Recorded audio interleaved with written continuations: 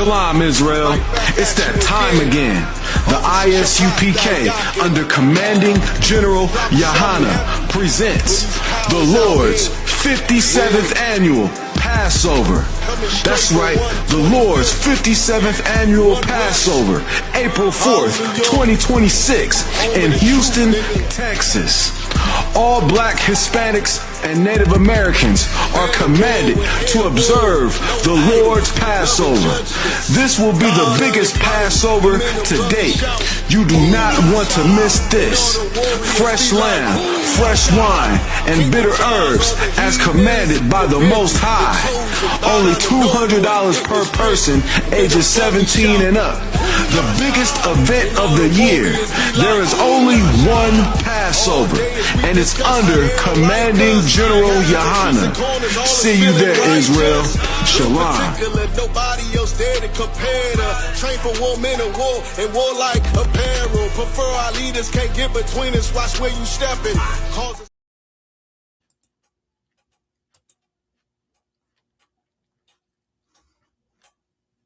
Fuck with my niggas and get your wig split. I leave you done, don't you forget it. See where I come from, them niggas One West, nigga.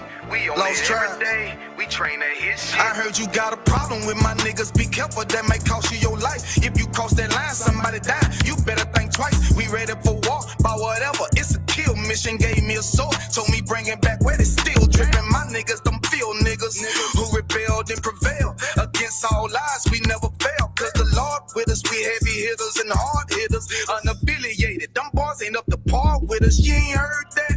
Hey, you ain't heard that, nigga? And the UPK is what we put in work at, nigga. All that street politics shit, slick side bitch shit, popping at the mouth. You gon' get dismissed quick. Wish a cracker would, the only thing on my wish list. I'ma let that off and shoot that bitch until it click, click. Kept it too real in the streets, I was a misfit. Now I'm surrounded by niggas who standing on business.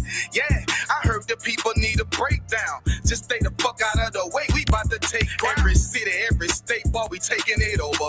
On my hip, a Glock 17, AK on my shoulder. From Cali up to New York, all the way to the NOLA. You can keep them pussy, boy, we looking for soldiers. I thought I told you. We gon' walk it like we talk it, yeah. Really bout it, yeah. Get that pink lemonade, Kool-Aid out your chest, nigga. Fuck with my niggas and get your wig split. I leave you done.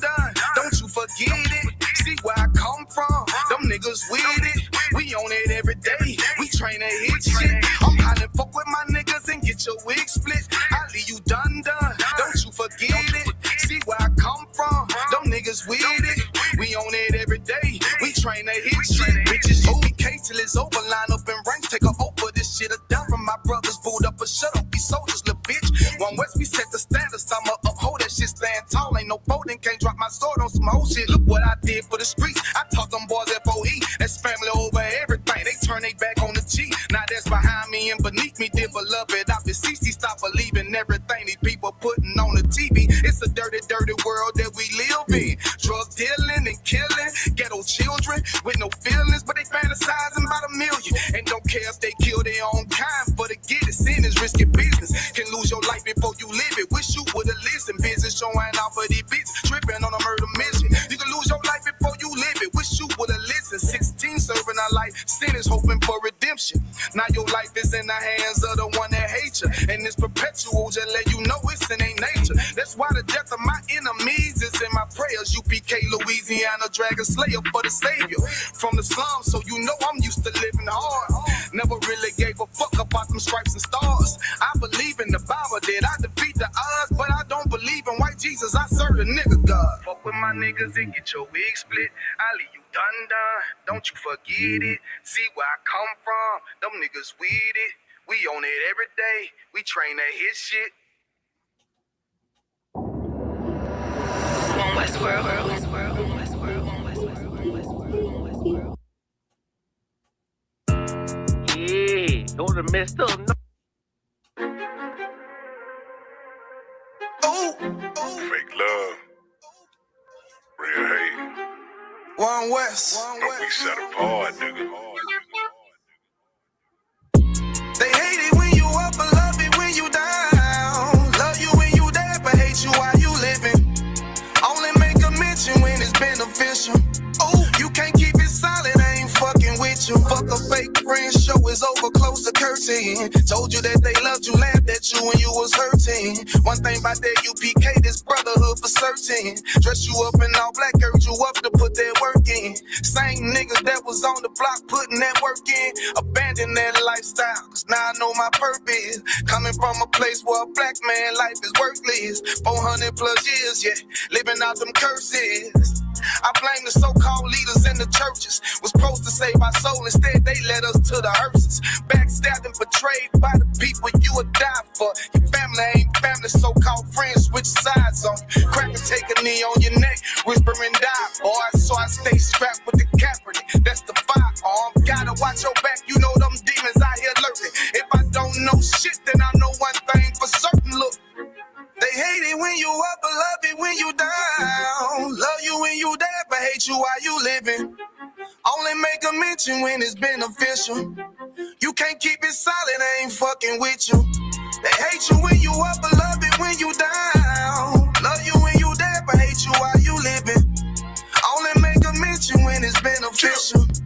You can't keep it solid, I ain't fucking with you. I say fuck the fake love and disloyal behavior. Brotherhood is a weapon, but bitch niggas is contagious. Hating your elevation instead of hitting the pavement. Watching your every move and never give motivation. Situational friendships give way with adversity. And these days, just a little bit of your kindness a luxury. I'd rather you keep your distance, be a fuck nigga too close to me. Prefer to fuck with fear niggas than house niggas with notes on me. Get a shirt off my back for devoted niggas with loyalty. I noticed the lack of devoted niggas that trustworthy if you ain't in no black. Ranked up, I give two fucks for free. Death before dishonor is a must. It ain't no choice for me, I'm bred different. Was never one to die, just bullshit, I'm fed different. Fuck all the information out of pulpits, I'm led different. Been taught to follow a code, Israel law, statutes, commandments, freely given, never sold, nigga. Chill. They hate it when you up, but love it when you down. Love you when you dead, but hate you while you living. Only make a mention when it's beneficial. You can't keep it solid, I ain't fucking with you.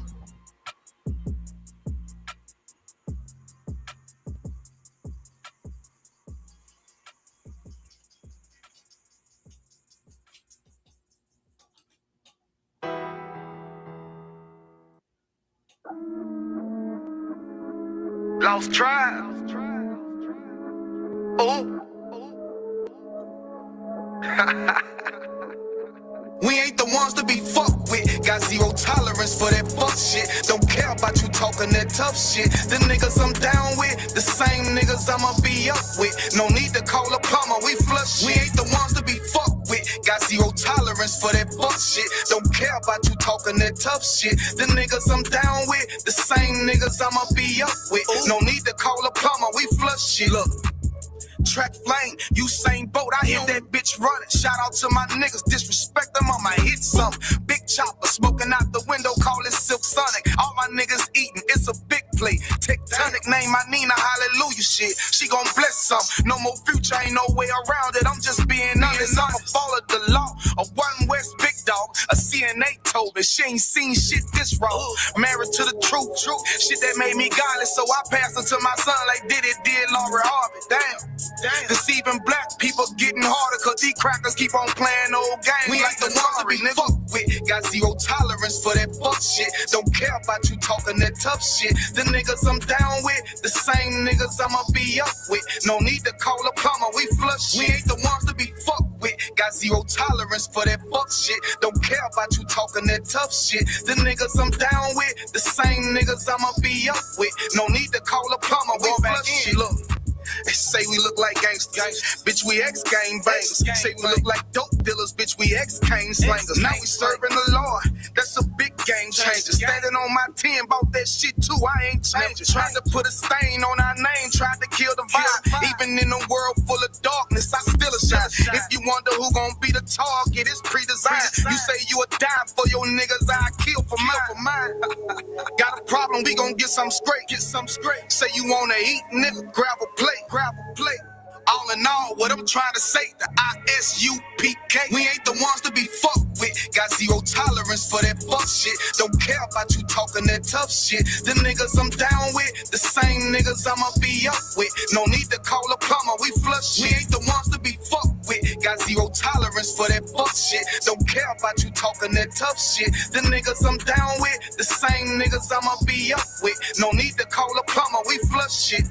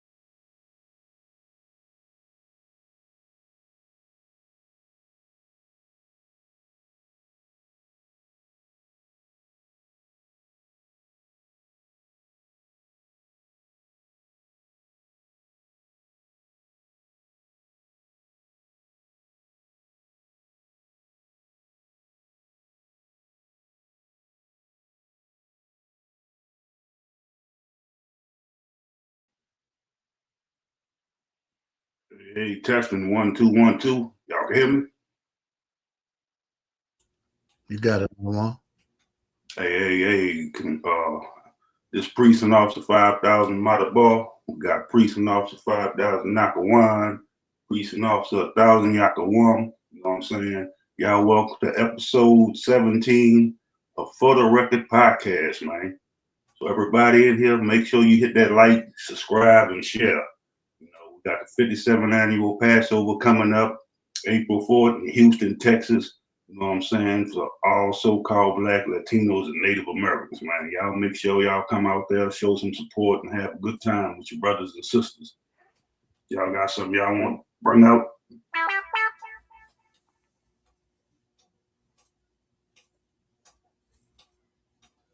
Oh, so Nakawan still in there? I think he might have dropped out of one for a minute.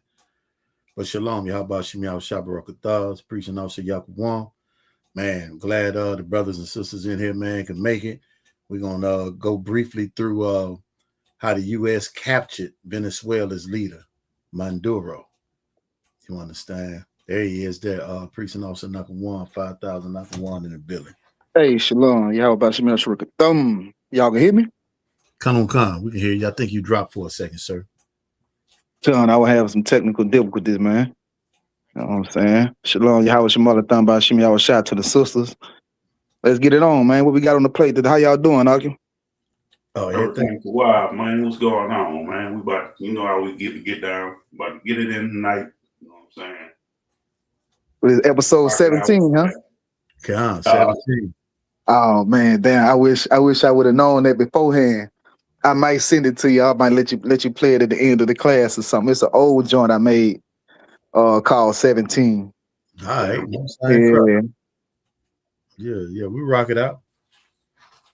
Yeah. While I'm thinking about it, bro, like I think back. I don't know if you can think back that far, Officer Matterbar. I'm fucking with you. When I was 17, yeah. I was going through a lot of shit. Kind of like a defining moment. You know, you get to a point in your life where it's just, you know, a lot of shit going on. You transitioning from a boy to a man. That was that time period for me, man. 17. You know what I'm saying? Trying to take up some different responsibilities, try to, you know, man up. Life is kind of like you transitioning, you know. That's that age from a boy to a man, you know what I'm saying? And a lot of brothers, when I made the song, they started thinking like, damn, bro, I think back then when I was 17, like it was the same shit. A lot of shit was going down. Like it kind of made you make a decision on what type of man you're gonna be. You know what I'm saying? Or you had your outlook at life. You know what I'm saying? It's your first time really like having your eyes open to what being an adult really gonna be like.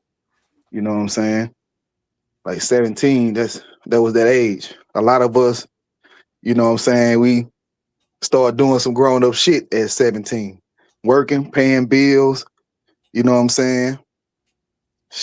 I had my first baby when I was 17, you know what I'm saying? So just thinking back on it, man, that was just like a defining moment.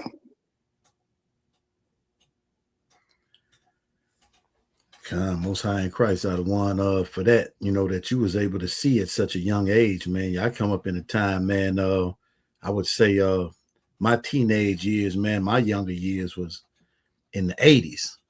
You know what I'm saying? So the things that was going on in the 80s, man, a lot of people know it as the crack era. And a lot of brothers and sisters got caught up in that thing. Man, I had my first son at 17 as well. But I wasn't thinking about nothing, man, but running the streets. And if it hadn't been for Commander General Yohana holding this truth down, I probably still would be ignorant till this day. You know what I mean? Of course, always trying to bob and weed through life and trying to figure out different things, man, trying to be right, desiring to be right. Shit, man, a nigga couldn't really hear, man, until this truth period. But one heavy thing you said, man, that the song you made, it touched a lot of people, and a lot of people thought about, you know, the lyrics in it.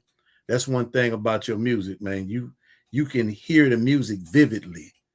You know, it's a time, man, like now is the time where you can't even necessarily hear the lyrics. But the wave of the music, man, it draw you to just do whatever is going on, and whether it's popping pills or whatever it is. You know, the little thing they had going on in New Orleans for a while, where, you know, niggas was, I forget what they call it, but jugging or whatever. People was just going with the flow. It didn't even really matter what the lyrics was. But man, you know, to have music, man, so meaningful, that's why they destroyed the rap industry. You know what I'm saying? Or attempt to. That's why they stand on it so hard, man, because they know that it can change our people. That's how powerful words are.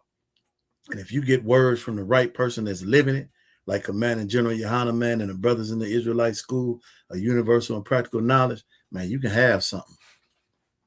You know what I'm saying? I yield with that. Yeah, right, man. All us experience life at 17, man.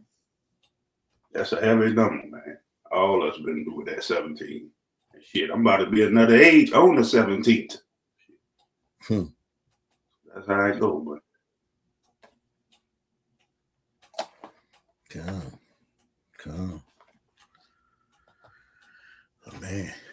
Let's see. Let me put this video up, man. If y'all want to go ahead and get into it, or if y'all got another story y'all rather get into than this right here, y'all want to say this for last. Is there anything else, man? I know we probably got another a couple more brothers coming in there. I don't know if anybody got stories or what. But I mean, I don't know what's going on in the celebrity world. I know. Oh yeah, Salaki. If I could, man. I don't think we spoke on how everybody talking about fuck the streets. Oh, okay. And they response to, you know what I'm saying, fuck the streets. If you can pull something like a YouTube shorts or something, I know Boosie said something about it. You know what I'm saying? I know a couple other dudes out there said something about it. But they saying we can't say fuck the streets. Knowing what we've been through, what we're coming up, you know what I'm saying, having that street mentality, and which is really what, you know, 21 Savage, I think he was the one that's trying to push that narrative or whatever, and you know, coining that phrase, fuck the streets. Yeah. You know what I'm saying? And he getting a lot of backlash for a lot of people saying, no, you can't say fuck the streets. The streets made us who we are, XYZ, this, that, and this. But who knows what we would be as a nation of people if we didn't have a street mentality. If we didn't have a, you know, dog eat dog mentality, you kill me, I kill you. You know what I'm saying? Or I gotta kill you because you wearing blue. You gotta kill me, you know what I'm saying, because I'm wearing red, and so on and so on. All the different things, like the poison from the drugs and the drug trade, you know what I'm saying, how it paints our women out to be hoes, you know what I'm saying? Like you know, Snoop Dogg, you know, we don't love them hoes, and you know, like imagine how far we would be without that street mentality. How many doctors, lawyers, you understand? How we ditched the school, you know what I'm saying? Like we ditched school for the streets. Huh. Like we stayed. Salaki, I'm trying to add you, Salaki, you side. Hey, Shalom, how about Shim y'all Shabarakatah? Shalom, y'all about Shim y'all Shabarakatah. You adding to the screen. I'm trying to add you to the screen at the same time. Salaki. No sweat. But yeah, we were just going into how they talk about, fuck the streets and all that. Niggas trying to shame niggas for saying fuck the streets, knowing how horrible our lives was because of it. You know what I'm saying? But that's just like a Negro that make a couple dollars. The one that's getting rich off of the demise of people. You know how many people was unalive because of the songs that Lil Boosie made and the attitude and the spirit that they put in that song. Like trying to be like that, how many people was unalive, you know what I'm saying, trying to live that lifestyle and portraying that lifestyle. A lot of guys who had a real good chance at life and education, they chose the streets. You know what I'm saying? Because we glorify wickedness. Go ahead. See, I wanted to say, I remember. Hey, can y'all add Officer Picard? You got he ain't in the back chat. Yeah, he not. I think you got to send him the link. Oh, okay, all right. I can put the link in the chat. In the chat, and then just tell him to get the link, and we can invite him up. Let him. He'll join. He can join like that. That'll be too wild.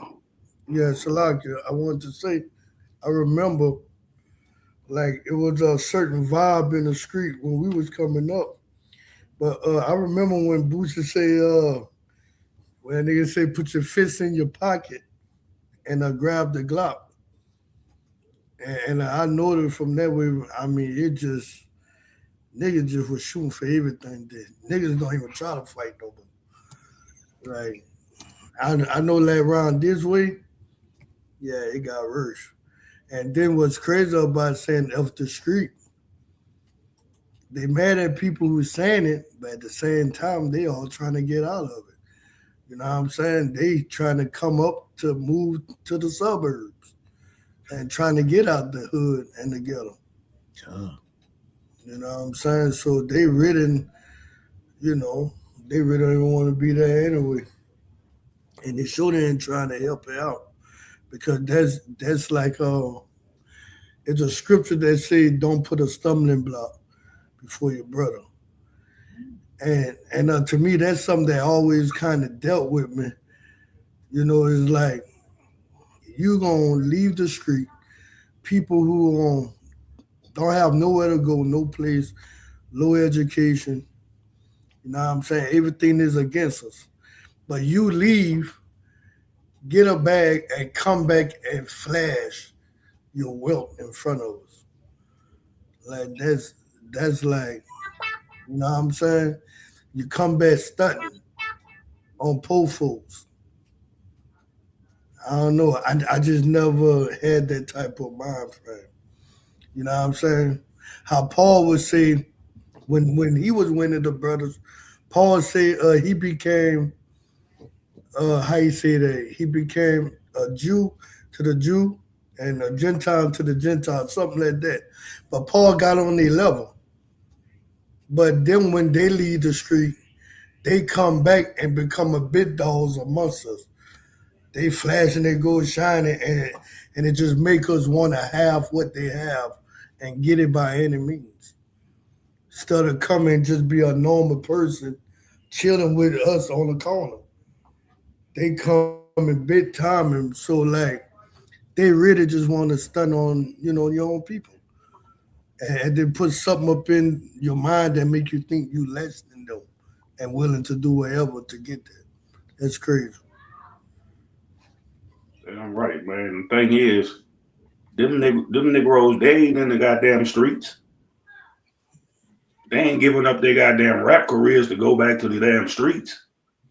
They out here telling the streets to still sell drugs and turn women to whores. Damn right. That's where they get their money at. And then they get mad because you be like, fuck the streets. That ain't talking about the people that's in the streets struggling and trying to survive. That's talking about the street mentality, wanting to unalive each other, wanting to destroy each other's families.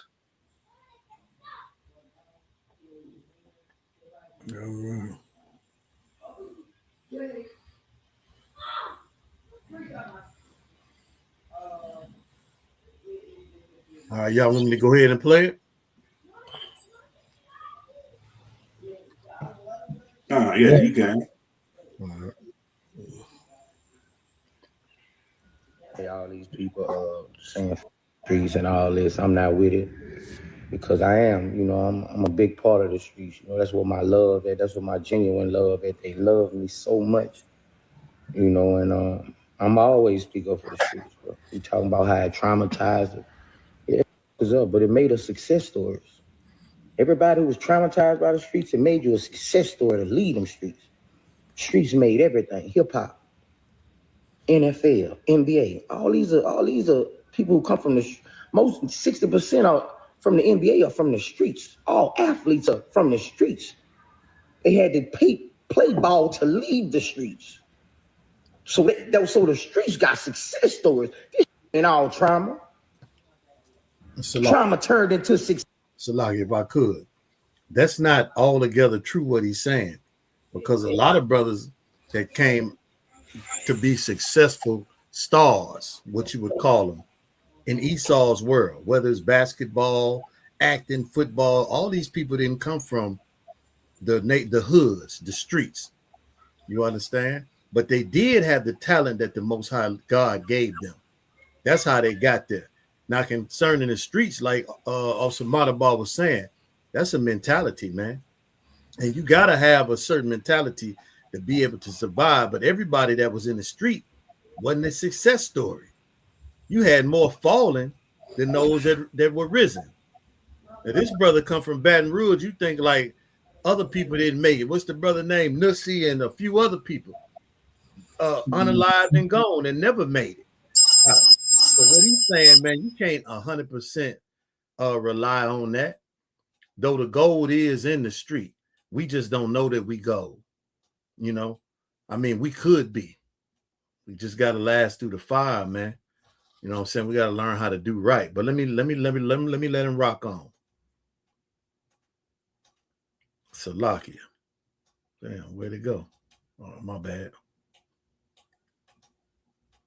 Salaki, if I could. You got it out of one. Like what you're saying is heavy. You know what I'm saying? Like CPC, because we glorify that type of lifestyle, that's why it's so, you know, they feel so provocative about it. Boots ain't got no shame. You understand? Marlo Mike. You broke up out of one. You can hear me now? Con. You broke up at Marlo Mike. Okay, Con. Marlo Mike, you know what I'm saying, and doing life in prison right now was I think it was like a 15-year-old kid that he, you know what I'm saying, allegedly had unaliving all these people, but you know, the streets talk. You know what I'm saying? You had him unaliving all these people, and you know, you want to glorify that lifestyle. Like, we gotta have something better for our youth, man. We gotta have something better for them to look forward to look up to. Coming from the streets ain't what time it is, man. How these young cats, they unaliving each other, going back to back to back to back to back to back, and the beef keep going on and on and on and on. And you can't, like, I damn near gotta check and see who my sons is hanging with and who they, you know what I'm saying? Because you can't be cool with everybody nowadays, man. Because it'll cost you your life. It'll cost you your life, man. And it's young brothers' names that, because of social media, it's a brother that can die in Chicago, and I can know about it down here in Louisiana. It's a brother that can die in California. A birthday party gets shot up in California. I know about it in Louisiana because of social media. And then, like, and if you add the rap industry to it, which hip hop was like an outlet, you know what I'm saying, for us, that it was therapeutic. When you listen to some of them old artists, they putting their life in the songs, and it's a beautiful thing because you can relate. Like when Tupac said, even though you're a crack fiend, you're a black queen. Like, music used to heal us, man. Now music is driving us to kill each other. Music is driving our women to be whores because of that street life mentality, man. And the streets is void. You understand? Like, the streets is undefeated. You can't beat the streets. Nobody is the champion of the streets, man. You understand? Like, I mean, that's what we dealing with, man. Come. If I could say something else, man, the streets is hell. It's a place where you try to submerge your thoughts, your feelings, to where nothing else don't matter. This is how so many people get caught up and stay trapped, stay null and void. They stay where they can't feel nothing. You understand? And don't believe in themselves or believe that they can never achieve anything. Everybody not gonna be a star, but because Boosie made it, he don't understand that. You have to learn to have compassion for other people, or you'll never be happy or successful. You will never build nothing. If you in the streets and you stay in the streets deep, you ain't caring about nothing but yourself, man. You drown in your pain. You know, that's what the streets is about. So that's why when somebody say fuck the streets, I can totally identify with that. I totally understand what he's talking about. Salaki, you got it out of one. Right. Just like if the streets so goddamn special, why are your parents or somebody that care about you tell you be careful when you go on the streets? You got to go outside. You got to have protection to walk in the goddamn streets. And like I say, even these goddamn rappers, they don't hang out there in the streets. After a certain time, they go their ass home. All right, club over, I'm going home. It's getting dark, I'm about to go home. They know the same streets they trying to defend will be the same Negroes in the streets trying to unalive them and take their goddamn jewelry, take their goddamn money, rob them for their goddamn car. Salakia. You got it. Them niggas, they left the streets. Exactly. Them niggas they ain't built a mansion in the hood. Them niggas got the fuck out of the streets. But want to sit in some multi-million-dollar mansion, you know what I'm saying, with back 80 acres of land, and then talk about, yeah, you know what I'm saying, man, you can't say fuck the streets. Nigga, you said fuck the streets. Right. You don't live in the hood no more. You ain't invite none of them niggas from the streets to your goddamn crib. Hey man, all y'all from these streets, come chill at my crib. And you got the whole big ass mansion, 38 bedrooms, 15 bathrooms. You ain't letting them niggas come hang in your house. And then you gonna say, man, them niggas from the streets robbed me. You got it. Right. And there's a lot. Oh boy, 21 Savage, I think he had clarified he wasn't talking about the people. He was talking about the pain and suffering he went through in this street. He was saying fuck that. Cool. He was saying F all the, the robbing, you know what I'm saying? The drugs and all that bringing our people down, you know? Like he was really just talking about the sins of the street. He wasn't talking about your grandmother living in the projects or none of that. He was talking about the sins that go on in the street. You know what I'm saying? The lack of brotherhood or the lack of hypocrisy. You know, you say one thing and you do something else. You know, he even said, even with the stuff that led to him saying that, I think for the street, I think that started from talking with Big Bank or something on his podcast. But he was letting them know that when they was calling the dude a rat, one of them rappers a rat, but he was saying how they been knew that boy was like that. And they swept it under the rug. So he was letting them know that none of them even abide by that rule. You know, so that's why he was telling Young Thug and Gunna, y'all might well just wake up because you shouldn't even be surprised whatever he did, what he did, because you seen that back then. If you really was about that, y'all wouldn't have had him rapping with y'all. You know what I'm saying? So he was just saying like, hey, everything that going in the street, that's just what it is. It ain't healthy for society. It's not. Living in a ghetto could be great if we follow the laws, statutes, and commandments. Love each other. Don't break in each other's houses. Help one another. You know what I'm saying? That's heaven on earth right there. But because of what the enemy put up in our ghettos and stuff, you know what I'm saying? Like you could be in the suburb If you put everything that they put in the ghetto, the suburb would be the same place. That's what he was talking about, the elements of that, you know. All right. Let's keep it real, bro. Like, man, I ain't gonna like, nah, man. We ain't finna be on no street shit, especially if you done made it off the streets. Come on, man. Like, take the streets out of all our music. Take the streets out of all our music. Who are we now? Who are you now without that street message that you preach to everybody? Who are you now? Salakia. Yeah, man. So that ain't. Yeah, I was gonna ask. He got a point right there. Go ahead. Yeah, I was gonna say, not right there. Like, I think you got a point on that. Yeah. You can't say fuck the street, but still rapping the stuff that motivate people to be the same way in the streets. You know what I'm saying? It's different. Like put like, if you hear the way Officer Nakawan rap, he could rap about what's going on, but the way he rap, that stuff don't make you want to go live that lifestyle. It ain't glorified. You know what I'm saying? The way they rap, that stuff they rap and flash what they flash, it make you want to go do everything they saying F the street in to get what they got. So now on that part, I do agree with Boosie. If it fuck the street, don't rap about the street. Rap about going to college, you know, rap about the glory. Rap about, you know what I'm saying? Now I'm saying the way Officer Nagawan, he's speaking of the history of the street, but saying how we royalty, we Israel. That's a difference. And me personally think none of them have that. Well, not don't think. None of them have that talent to do that without the truth. So Boosie, that's why he's saying that, because he couldn't rap without that. If he had to take the sin out of their music, none of them could rap without the sin in their music. Salakia. Officer Kai say that link not working because it's not highlighted. I'm sending it to him out of one. All right. There you go. He got it.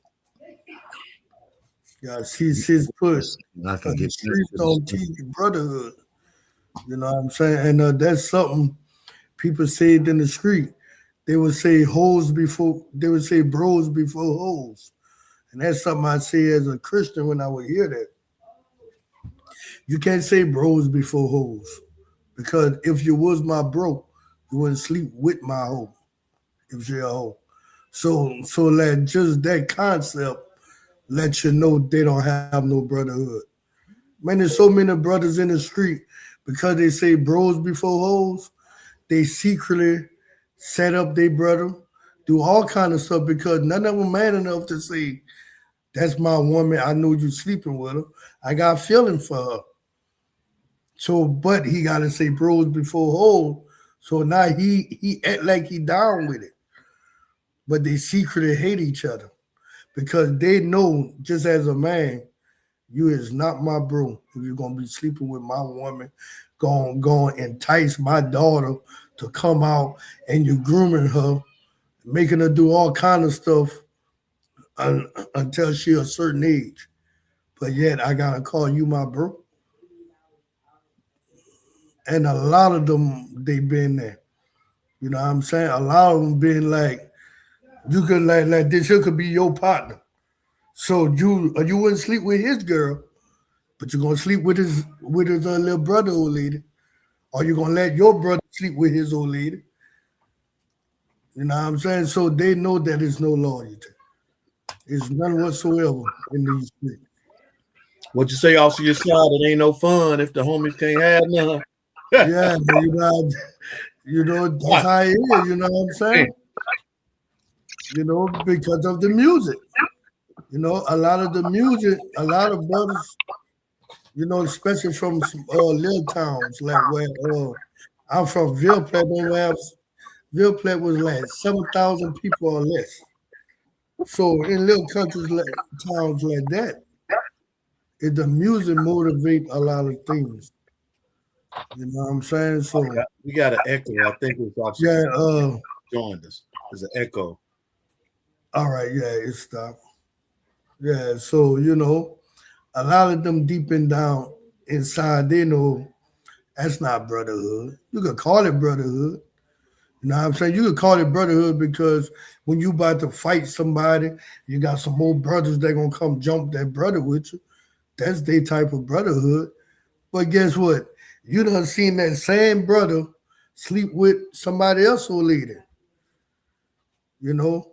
Now, me, the way I come up, we would be in the street. We would like we couldn't lie to ourselves. We'd tell each other, I don't trust no nigga. Because my dog, who I know wouldn't sleep with my woman, I done seen him sleep with another man woman. So I know it's in him. So he might get drunk and sleep with my woman if she let him. You just never know. You know what I'm saying? Because you seen them capable. It's different in the truth. We don't sleep with nobody woman.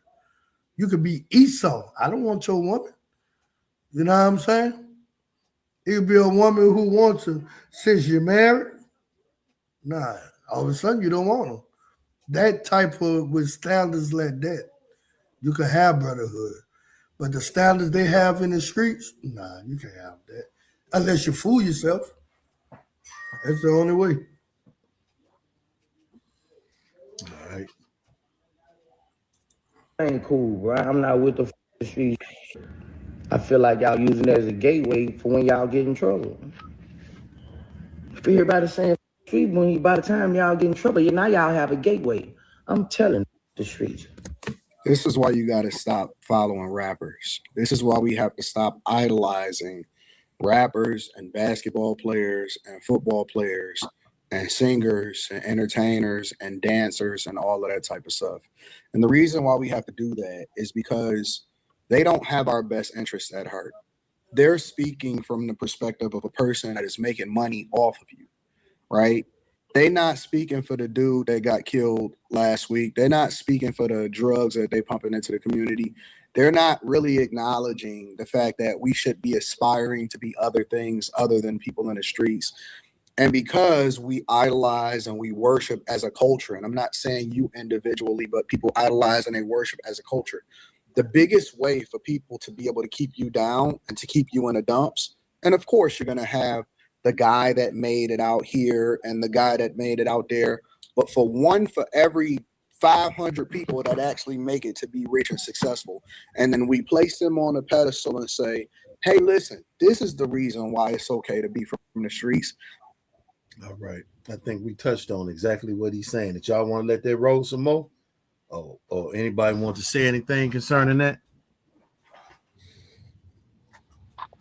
Yeah, I don't know. Do I still got an echo or can y'all hear me okay?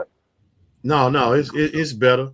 You do sound distant, but there is no echo. You Tawab. By the way, hey, Shalom, Yahweh. Shalom, Yahweh, Shem Yahweh, Shabbrakathon. What's going on with y'all? One everything Tawab. Man, I'm gonna hook this speaker up, man. But the thing about it that I want to say is, man, look, all that after streets, yeah, I'm with that. You feel me? But here's the deal. See, a lot of them cats, they ain't sincere about it, right? Boosie ain't even sincere about what he's saying. Because let me tell you something. If Boosie was, had a 30-year sentence and he's sitting inside the Fed, let me tell you what's gonna happen. Boosie might got about 10 years in him or something. How long he did last time? I ain't even sure, sir. He was in there for a minute. But I guarantee you, if it come down to it, and he got a way to get himself up out of there, he's going to take the way up out of there. He might got about 10 years up in him, you know what I'm saying, or something like that. But if he see him a way out, Boosie is going to snitch too. Boosie is going to tell. What a lot of them don't tell you is when they get down that road, a lot of them guys come back and hop on somebody's case. So all these guys that you think can stand up, these guys ain't really stand up, man. They just might didn't have nobody to tell them. You know what I'm saying? Now, like I said, it may be a given that they might do 5 years, they might do 10 years. Some cats can't even do a year and a day. But believe you me, a lot of them cats is coming back and getting on somebody's paperwork. It may not be no paperwork that you know. Might be somebody out of town or something. Might be somebody in the next state. But they probably jumping on somebody's paperwork. You wonder how they came home early. They don't even believe in that street stuff. So why should you believe it? You know what I'm saying? And that's the problem. There are a lot of you cats out here living this street life that you really don't even believe in because you don't even know what's in store for you. I even sit back here and lost a couple of homeboys. I even did at times you call home and seen that a couple of your homeboys clapping your old lady or what was your old lady. Now all of a sudden you saying F the streets too. And F everybody in it. But like y'all was saying earlier, I don't believe that 21 Savage was saying F the people in the street.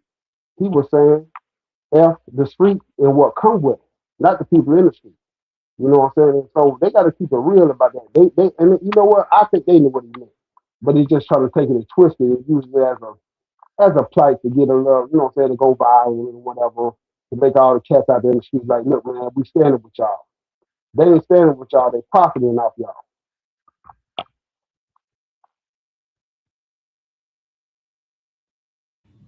Right.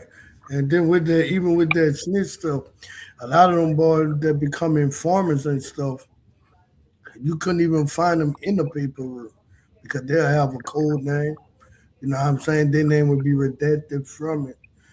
So like a lot of them, even if they snitching, you wouldn't even know. You know, which is something the streets always did. Gangster always snitch.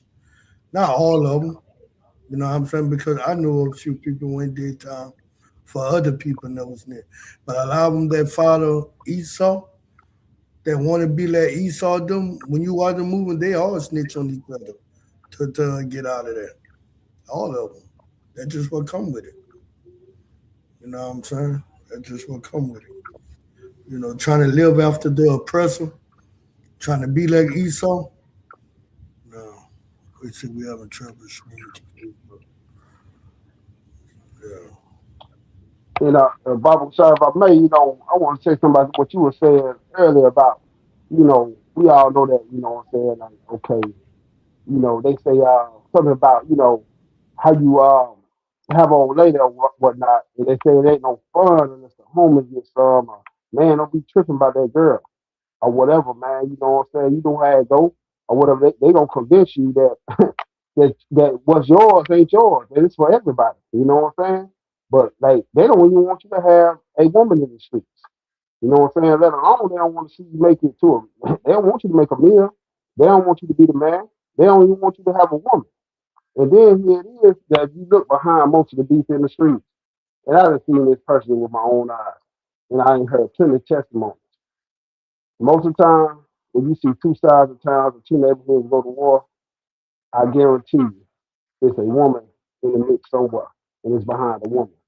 But they say it ain't no fun for the homeless unless the homeless get some.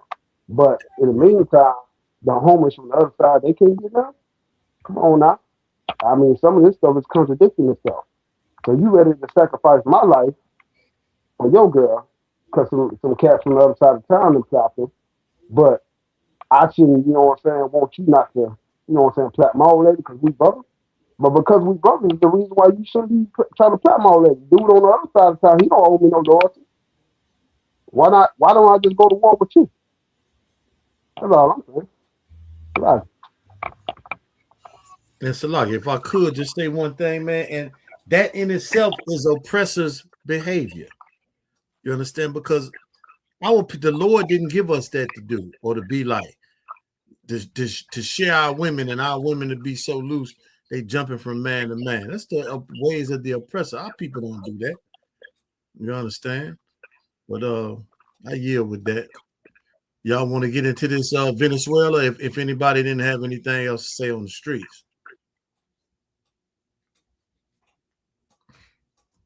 That's Tawad. I don't want you. All right. It's you with me. All right. Let me share the screen, man. And we'll let this one rock out. The operation to topple Nicolás Maduro, the dictator of Venezuela, began in the early hours after days of waiting for the right weather. The US issued aviation warnings for a huge amount of airspace across the whole of the country and far out to sea. Then the airstrikes began. Witnessed in Caracas, the capital, but at the port of La Guaira and the regions of Miranda and Aragua as well. Explosions in Caracas lit up the night sky. But the silhouettes of helicopters believed to be American can also be seen crossing the picture. This footage shows the size of the explosion at the port of La Guaira. And further east at the airport of La Higuerote, yet more spectacular pyrotechnics. America's most senior military commander described the complexity. Man, look like they lit that joint up. They sent some fireworks over there for the new year, huh? Of the military operation overnight. In total, more than 150 aircraft, bombers, fighters, intelligence, reconnaissance, surveillance, rotary wing were in the air last night. Thousands and thousands of hours of experience were airborne. The force included F-22s, F-35s, F-18s, EA-18s, E-2s, B-1 bombers, and other support aircraft, as well as numerous remotely piloted drones. Maduro was captured, say Americans, in his presidential palace, a complex that Donald Trump said was like a fortress. He says all of Venezuela's military capacity is now being destroyed. This daylight footage shows what's left of an army base outside Caracas. And the US president hinted at some kind of US presence in the country for the foreseeable future. We can't take a chance that somebody else takes over Venezuela that doesn't have the good of the Venezuelan people in mind. We're going to stay until such time as we're going to run it, essentially, until such time as a proper transition can take place. Maduro is being held now on the US aircraft carrier, the USS Iwo Jima, and will stand trial in New York along with his wife. Donald Trump is, it seems, all in, having captured Venezuela's leader. He's committing his administration to Venezuela's future and what sounds like almost an American occupation of the country. He says he wants to make Venezuela great again. Exactly how that will play out, though, is far from clear.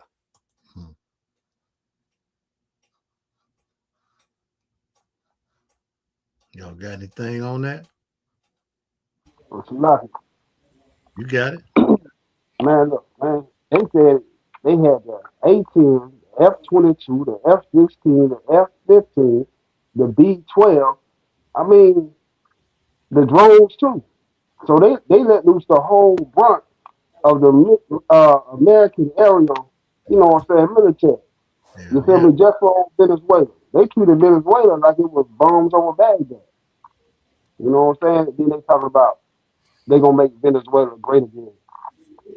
Venezuela was great before, you know that scene in Apocalypto at the end when you seen them oppressors bringing in the Mayflower. That's when Venezuela might have been great. But before then, as long as the oppressor is around, Venezuela ain't even got a chance, man. They finna sap Venezuela dry and everything close to it. Fly.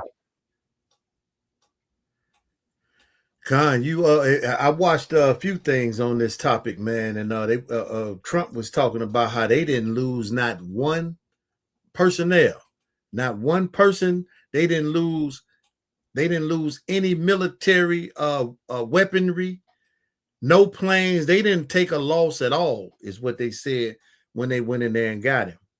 Now, also, we're gonna see this in the next clip that I got, the next little video I got, but the United States is claiming, all of major media is claiming that the United States did a great thing.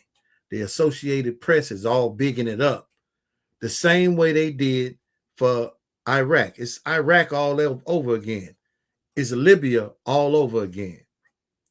It's the theft of other countries' resources, man, and it's the same old playbook that's really going on. And this president here, man, it's amazing how some of our people can continue to support this guy, knowing that they ought to be destroyed. They just like the dope dealers we just listened to, or the brothers in the street that profited that we listened to. Because a few people have good jobs, they don't care about the majority and safety of all people. Because you can afford groceries, you don't care what other people can get when they go into the store. It don't affect you. You know what I'm saying? So that's all this is about, man. Going in there and stealing the resources, which is the oil, because Venezuela is oil rich. I yield. You got Yeah, it. it's lucky. Yeah, I think you say Venezuela has the world's largest proven oil reserve. Proven. Yeah, it's a estimate at around 303 billion barrels. This accounts for nearly 1/5 of the global oil supply. Damn. That's enough for America to go in there. Oh yeah. You know what Yeah. I'm saying? And what did the scripture say? A wicked man finding an excuse, finding excuse for his sin. Donald Trump want that oil. He gonna find whatever it take. Come. You gonna see drug. You gonna see fentanyl. When one time they saying the fentanyl was coming from Mexico, so I don't know why they saying they're coming from there now. But he gonna find whatever. He gonna find the president corrupted. He gonna find something. You know what I'm saying? He want that oil. You know what I'm saying? I've been watching the little series with them landman, something like that, with them oil rigs and stuff. Come. So much money in there. So much politics. I mean, crime, all kind of stuff going on in there. And Trump want that. I got a couple of shorts. Let me see if I can pull these up. Trump ready to start fracking in there. You know, start fracking that oil. Yeah, yeah. Yeah, we about to have so much earthquakes on this side, man, it's gonna be a shame. So much earthquake. I think Louisiana had an earthquake recently. I think a few days ago that popped on my timeline. I don't think Let me see. Yeah, what the scriptures say, wars and rumors of wars, earthquakes in divers places. There are some earthquakes. I don't even think they reporting. Now you can pull them up and see how many, but there's a lot of earthquakes going on in the world, man. Yeah, they had one recently. Let's see. Hey, so lucky, if I may, You got it. you know, they talking about fentanyl coming from Venezuela, but Venezuela is a middleman at best if they war supplies to fentanyl. Y'all know where the fentanyl coming from. It's coming straight out of China. Right. Trump just goes straight to China. Go straight to the man. You know what I'm saying? Stop being a punk. Stop being a bully. You know what I'm saying? Go ahead and get a cracking with China if you're really concerned about the people over here ODing on fentanyl. But you know what?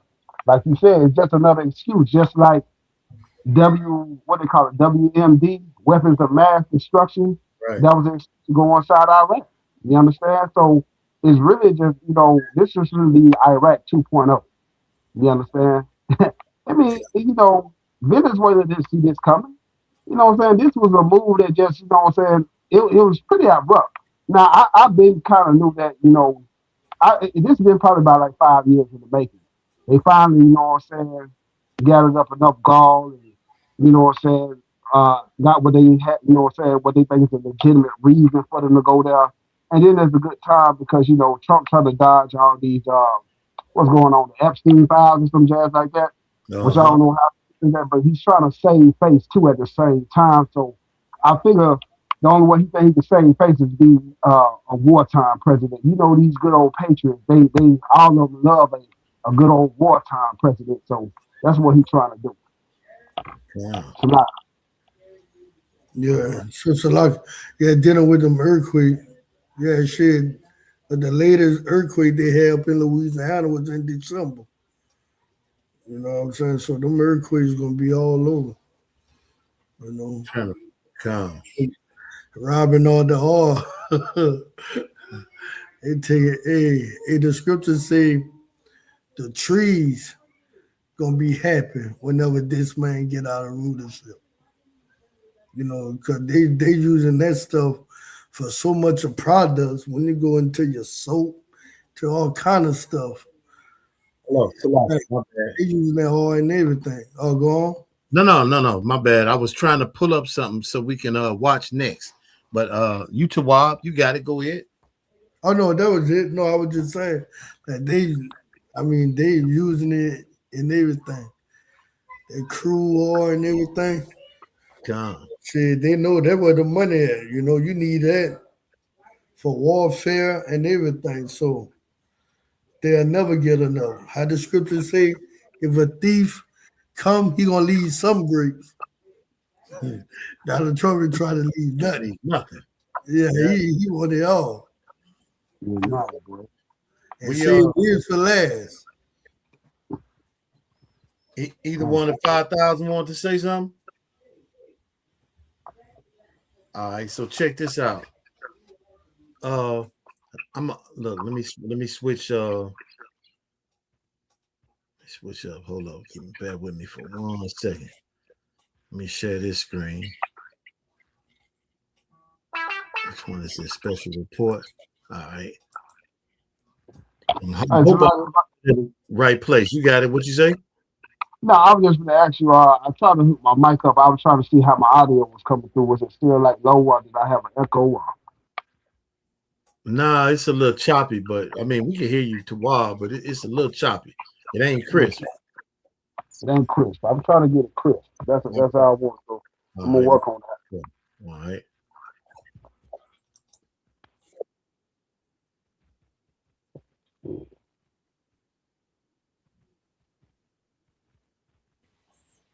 So you got to bring it up. Oh, okay. So oil industry. And remember that he said the Venezuelan oil industry wasn't working right, that he was going to make. Hold on. Let me fast forward a bit. Okay. Let's see. Right about maybe about business from now on. So if this was actually something about capturing a supposed narco trafficking person, then why would... Wait, hold up. So this is what I'm going to do. I'm going to switch it up. Hold up. Let's watch this one first.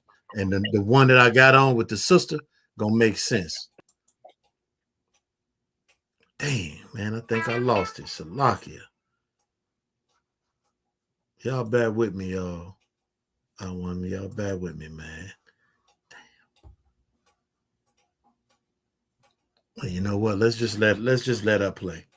That's all right. President Donald Trump has announced that the United States intends to run Venezuela after it carried out a large-scale attack and claimed to have captured its president, Nicolas Maduro, flying him out of the country with his wife. Explosions were heard in the capital, Caracas, this morning, as well as in other Venezuelan cities.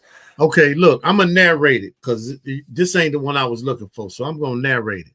So, look, they showed some reporter in Florida claiming that they were in the midst of some Venezuelan refugees or people from Venezuela that had been in the United States for a little while. They said all of these people were ecstatic that Donald Trump went in and done what he done to Venezuela, that there was going to be a change of regime. But the funny part was they didn't interview not one Venezuelan that was walking around. You understand? I said, now that's strange. If these people are so happy about it, wouldn't typically they would interview somebody? I mean, that's what the Associated Press is about. They're going to do the interviews and make sure everybody know that surely these people think a great thing was done. So I don't believe that, because this sister right here that I'm about to play, she actually is a Venezuelan reporter. So if you listen to what she has to say, she's saying that the Venezuelan people want to fight against the American government interrupting or coming over, attempting to take over their government. They don't want that. So let me let it rock out for a minute. And then somebody else that comes behind her is going to explain what's really going on in this whole Western Hemisphere. So let's let it rock out.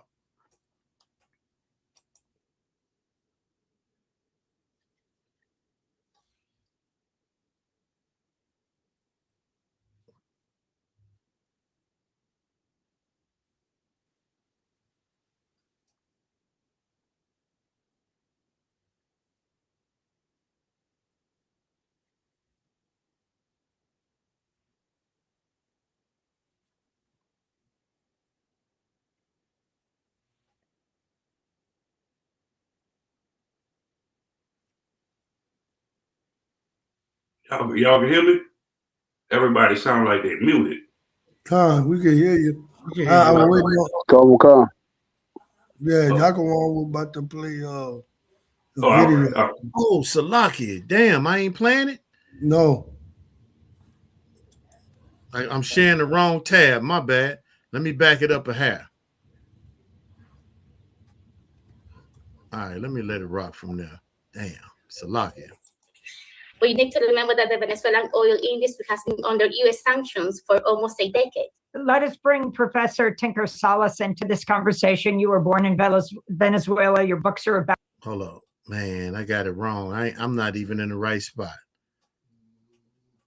Hold up, is this right here? Man, Salakia. Maybe it's this right about here. Trust your authorities, trust your leaders. We are That's about it right about here. On the streets telling to people that indeed we just were victims of this horrifying attack. And he asked people to trust the Venezuelan government. He said, trust your authorities, trust your leaders. We're waiting this. We're handling the situation. We know this is terrible. We know this is bad, but we're going to fight back. So these key figures in the Venezuelan government, they have stated very clearly that they are not giving up. There is no chance that they are actually negotiating anything with the U.S. government. They are on the streets. They are fighting back, and they are advising people to do the same. Juan, I'm wondering if you can talk about this. Was not limited to a discussion about Venezuela, Trump's news conference. They also talked about Cuba. If you could summarize, as well as Miguel Tinker Salas, about what exactly President Trump is saying, what his designs are. Well, I think it's very clear. We saw that in the national security document earlier on. We saw clearly in the Western Hemisphere approach. That is, the U.S. wants to reimpose itself. It talked about a new Monroe Doctrine. To me, it's more like the big stick diplomacy, which is the U.S. will replace whatever government it wants to in the region whenever it wants to. The message is clear to any progressive forces in Latin America. The message is clear to Brazil. The message is clear to Mexico and Claudia Sheinbaum. The message is clear to Cuba that it will be in the crosshairs next. This is about reimposing U.S. military and economic dominance in Latin America, starting in the Caribbean, starting with Venezuela. But the message is very clearly sent to Cuba, to Mexico, to Nicaragua, to any progressive government. And it's also a message of support for the conservative right-wing governments of the region. It's all right. So with that being said, Trump say, man, he coming in against everything. We're going to keep it simple. That's what he's saying. We about to take everything. World War III is on the brink, man. That's what it's looking like to me. Commander General Yohannes told us when all these things go down, that's what we should be looking for. So you heard him say Cuba ought to watch out next. Well, Cuba has been somebody got an echo going on. Cuba has been a communist country since what, the 50s? And to go in there and mess with Cuba, man, it's going to be some repercussions. And it's probably going to be some for dealing with Venezuela. You know what I'm saying? But that's not my expertise. That's what little bit that I understand. So everybody just look out. Right. It's crazy. They say they going to impose their way over there and put another government over there. The same thing they did to the United States when they got here. They imposed their will. They unalived all the goddamn Native Americans and put their own government in place, man. If not, then who is he and where he at? Paraphrasing. Come. We know who the goddamn wicked of the earth is. When the wicked is in rulership, the people mourn. And that's what happens, man. And this all because the people that wanted to go voting. All you dumbass people went out there voting thinking he was going to do something right for everybody. No. The devil always show who he really is. He's showing his goddamn face to you. So you shouldn't be asking where he at and who he is. You got it. Now he is doing something right for the rich, you know, for the greedy. They taking what they want. They feel like the earth is theirs. They don't know what the Lord laws say about not moving boundaries. They don't know nothing about they shouldn't be taking over nations. They don't know nothing about that. All they know is power and authority because it's been given to them by the Most High for a short time. That same goddamn serpent, man. That's the same goddamn serpent all the way to today. Okay. And what's heavy, what the sister was saying, you're going to hear the Associated Press speaking contrary to what she said in the next few days. The sister said the Venezuelan government and the Venezuelan people do not want America over there taking their resources and dealing with their oil matters, period. And she is a reporter over from Venezuela. So everything you finna hear in the news, man, is gonna be bullshit. You know. Right. I wouldn't want no goddamn devil come and take over the damn land I've been in forever too. All he gonna do is cause destruction and chaos when he lied and talk about he coming to clean it up. No, you're coming over there to rob them people. Right. That's what you're coming over there for. You're coming over there to destroy their heritage, their language. You got it. The funny part, man, you know, he been civilizing the world since Alexander went and conquered the world. Since Alexander went over there messing with the Indians, the East Indians. You know, that's what they do. Everywhere that they go, they say they're gonna clean it up and they destroy everything. And when they came over here and messed with our brothers, the so-called North American Indians, you know, the Taino Indians. And they back over there in South America again. But the Western Hemisphere, man, is about to heat up. This side of the world has not seen war like what is fin to come to this place. Right. You know, most of our you got it. Got ICE out here taking all our people, shipping them off, deporting them. Ain't no telling what you're doing when you're deporting them. You're probably trying to wipe out the Venezuelan government so you can bring our people over there and make them slaves with the rest of our people that's over there. You're probably going to deport them there and use them as slaves and have a whole slave regime over there.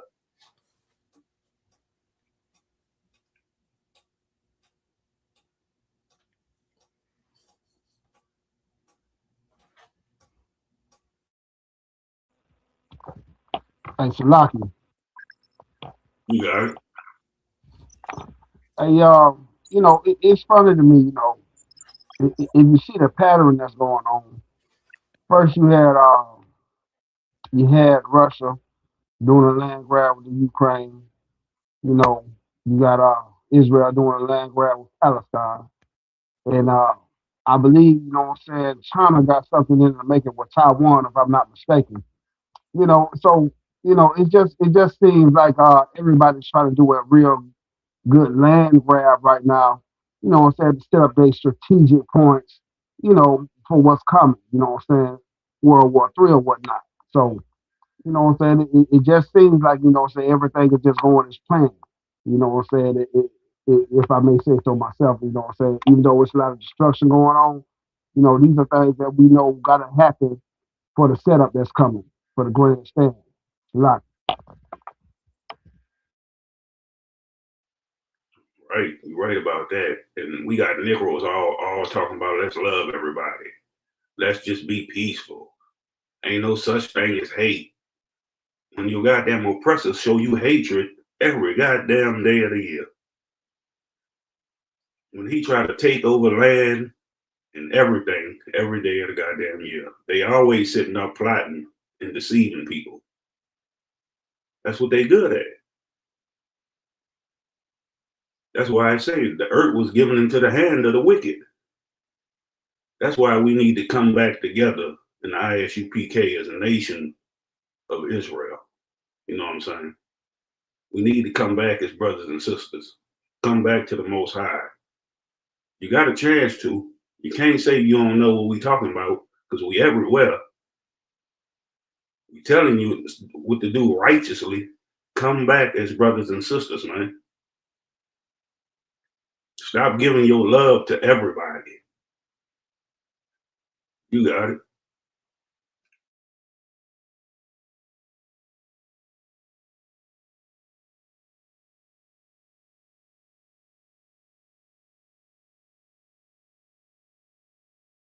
Y'all got anything else on this topic? Anybody got some more topics they want to go into?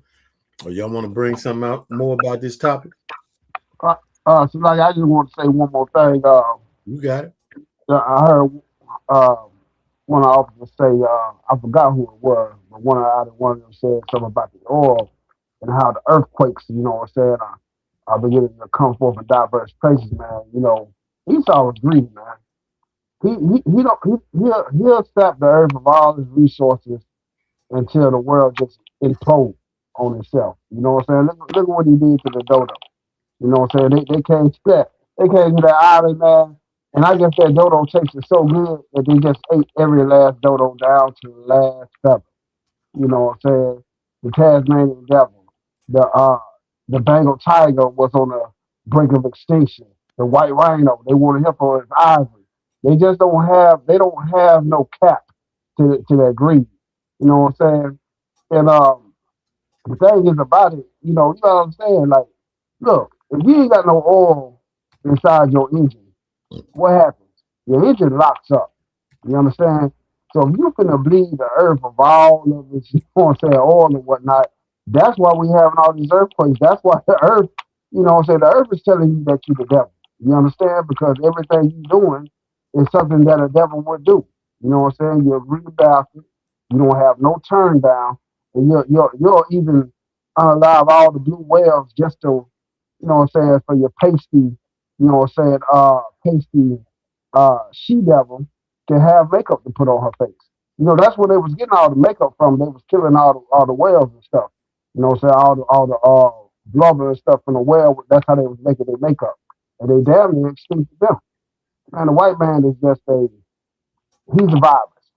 To say the least. A lot. God. All right, man. And if that happens, if America eradicate Venezuelan government, and they put their government in place, what you think gonna happen to the people? What you think gonna happen to the men, women, and children? They're gonna start locking up all the men just so they can have the women to themselves and the children. The same way they did over here. The same way they do everywhere they go. All across the goddamn earth. You're gonna be getting the videos where they over there grating the shit out the women and children. It's gonna come out somehow what they doing to the people if they take over.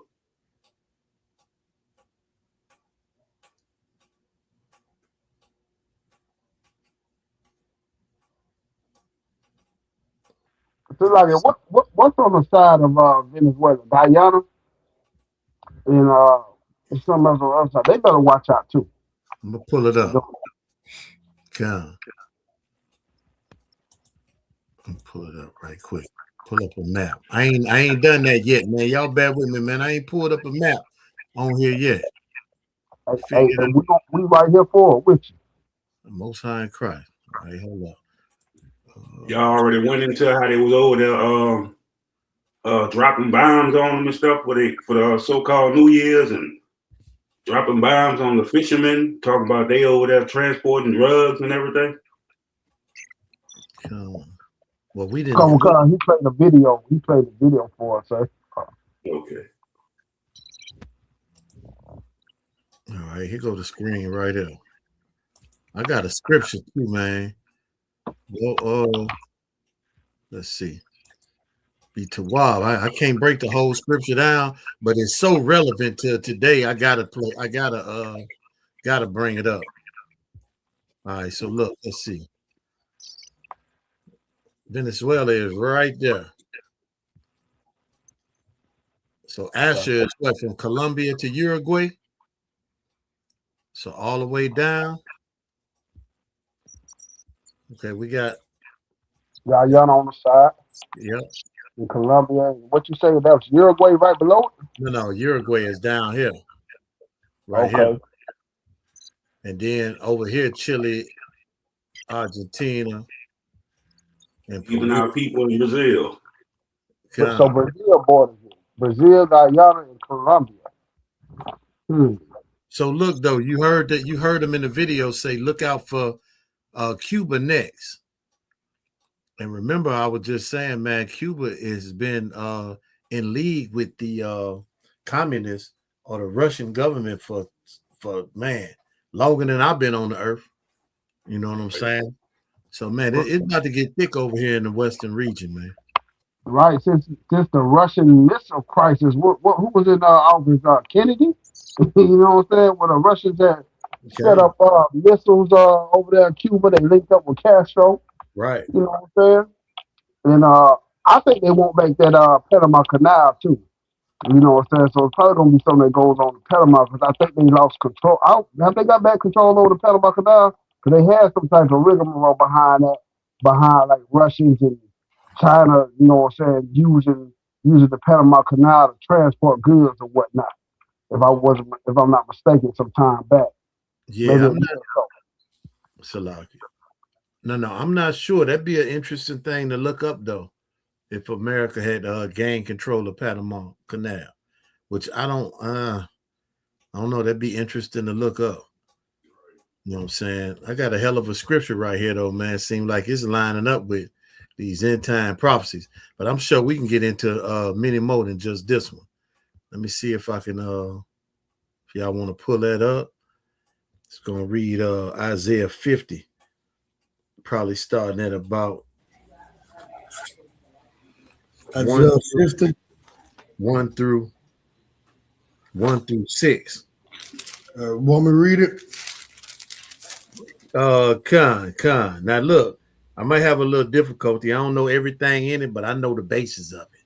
You All right, break down the basis. Con. So let's get it. Of the book of Isaiah, chapter 50, verse 1. Thus saith the Lord, where is the bill of your mother's divorce? No. I mean, Salaka, Jeremiah 50. My bad, Salaka. Jeremiah 50. Book of Jeremiah, chapter 50, and verse 1. The word that the Lord spake against Babylon and against the land of the Chaldeans by Jeremiah the prophet. The Chaldeans being the wise of Babylon. Babylon in these last days is the so-called Caucasus man, the Caucasian man. We ain't on TikTok tonight. You on TikTok also your side? Nah. But the white man is the devil. You understand? So Babylon is the white man. You dig? Go ahead. I wasn't on TikTok earlier for the Sabbath class. It felt good to say the white man is the devil. God. YG man, I gotta get used to that. Yeah, we can't get no more strikes on that page, man. So yeah. You know what I'm saying? Also, Aitazah, Shalom, Yahweh Hashem Yahshua Barakatah. Hey, Shalom. Hey, you can say the pale man. You heard me? The pale man is the devil. Yeah, we ain't on TikTok tonight, though. I don't want. We saying the white man is the devil that the Bible speaks of. You know what I'm saying? So-called white man. So-called. I take it y'all already addressed the Venezuela thing. We in the midst of it now. I'm just hitting the scripture on it. You want to bring something out about it though? Oh nah. I to be honest with you, I didn't really have time to really even look into it today. Yeah, it's a really recent event. It just happened early in the wee hours this morning. Yeah. Yeah. And hey, like a thief in the night. Yeah. Hey, whatsoever a man sow, that shall he reap. That's right. If you got anything you want to bring out, if you got any videos, anything, after we finish, you can bring out something. Come on, sir. All right. You ready, Officer Yassad? Bubba Kashaw? Come. Verse 2. And declare ye among the nations and publish and set up a standard publish, and conceal not. No cowards. That's what ISUPK is doing. The Israelite School of Universal Practical Knowledge is publishing this Bible in the true meaning and the true sayings and what the scriptures is really talking about. We bringing it out and not hiding it. Read on, Bob Show. Say, Babylon is taken. Baal is confounded. Merodach is broken in pieces. Read on. Her idols are confounded. Her images are broken in pieces. So everything that this place, this society, this world, not the world of Israel, everything that they believe in is being torn down. Christmas is, people understand that Christmas is pagan. People understand that New Year's is idolatry. People understand that what this world has taught you has all been lies and is fallen because of the Israelite School of Universal Practical Knowledge. You understand? Read. Verse 3. For out of the north there are coming up a nation against her, which shall make her land desolate. Commander General Johanna and ISUPK since 1969 been telling you, even though it don't look like it, Russia is going to have something to say in these last days. You understand? Read on. And none shall dwell therein. That's this side of the earth. That's Babylon. That's going to be destroyed. Read. They shall remove, they shall depart, both man and beast. You can read more about it in Isaiah the 14th chapter. Read on. In those days and in that time, said the Lord, the children of Israel shall come, they and the children of Judah together. The North American Indians, the so-called Hispanics, and who together? And the children of Judah. The so-called blacks, Haitians, you Jamaicans, you understand? West Indians gonna come together. Go ahead. Going and weeping, they shall go and seek the Lord their God. Hold on, where we at? Okay, yeah, go ahead. Salaki, go ahead. You got it. 5. They shall ask the way to Zion. Man, how do we get back home? How do we get to the land of peace? How do we get to where Yahushua dwell as our king? Go ahead. They shall ask the way to Zion with their face thitherwards, saying, come and let us join ourselves to the Lord in a perpetual covenant that shall not be forgotten. All you Christians, y'all ain't never read Hebrews 8 and 8. This is that covenant right here that he's speaking about. This the last verse, Baba Kashaw. Want to read verse 6? Come on. Verse 6. My people have been lost sheep. Everybody on this side of the earth, that's blacks, Native Americans, and Hispanics, we the lost sheep of the house of Israel that Christ gave his blood for, gave his life for. You understand? And it's time for us to come together and understand what's really in the scriptures. The Bible has nothing to do with your religion and what you have been taught. We are a nationality of people that the whole world hates and wants to take advantage of, to live off of, to put back into slavery and captivity. But by coming through Yahushua, we don't have to ever be that again. You understand? We can serve him and not this world. Read on, Baba Show. My people have been lost sheep. Their shepherds have caused them to go astray. Your pastor ain't shit. Read.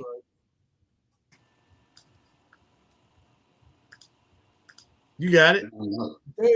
They have turned them away on the mountains. So it don't matter if you're in Venezuela, if you're in North America, if you're in Mexico, Guatemala, Nicaragua, wherever you at, and you're an Israelite, your shepherds have misled you and led you astray. How do you know how to walk upright?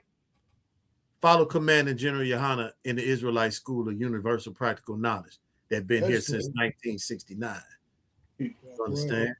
Finish that out, Baba Kushaw.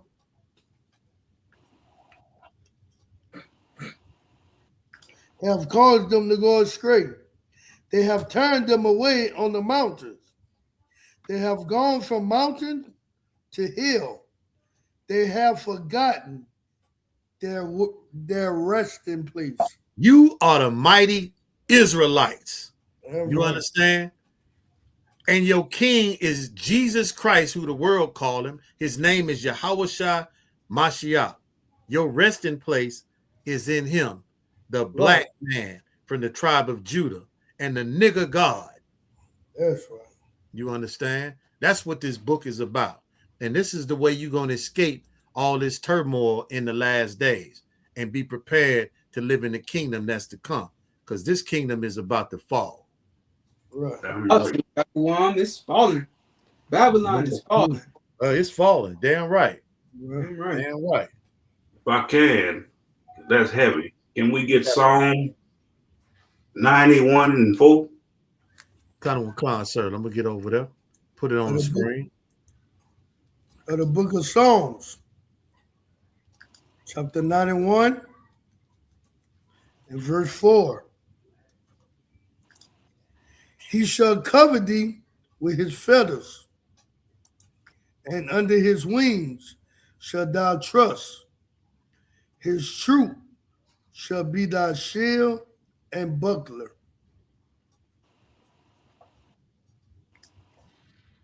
Keep going. It's a lot. Verse 5. Thou shalt not be afraid for the terror by night, nor for the arrow that flieth by day. Keep going. Nor for the pestilence that walk in darkness, nor for the destruction that wasted at noonday. Exactly. That's where we supposed to find our refuge in the Most High. You know what I'm saying? Coming back into this truth, having brotherhood and sisterhood. The Most High is going to protect us.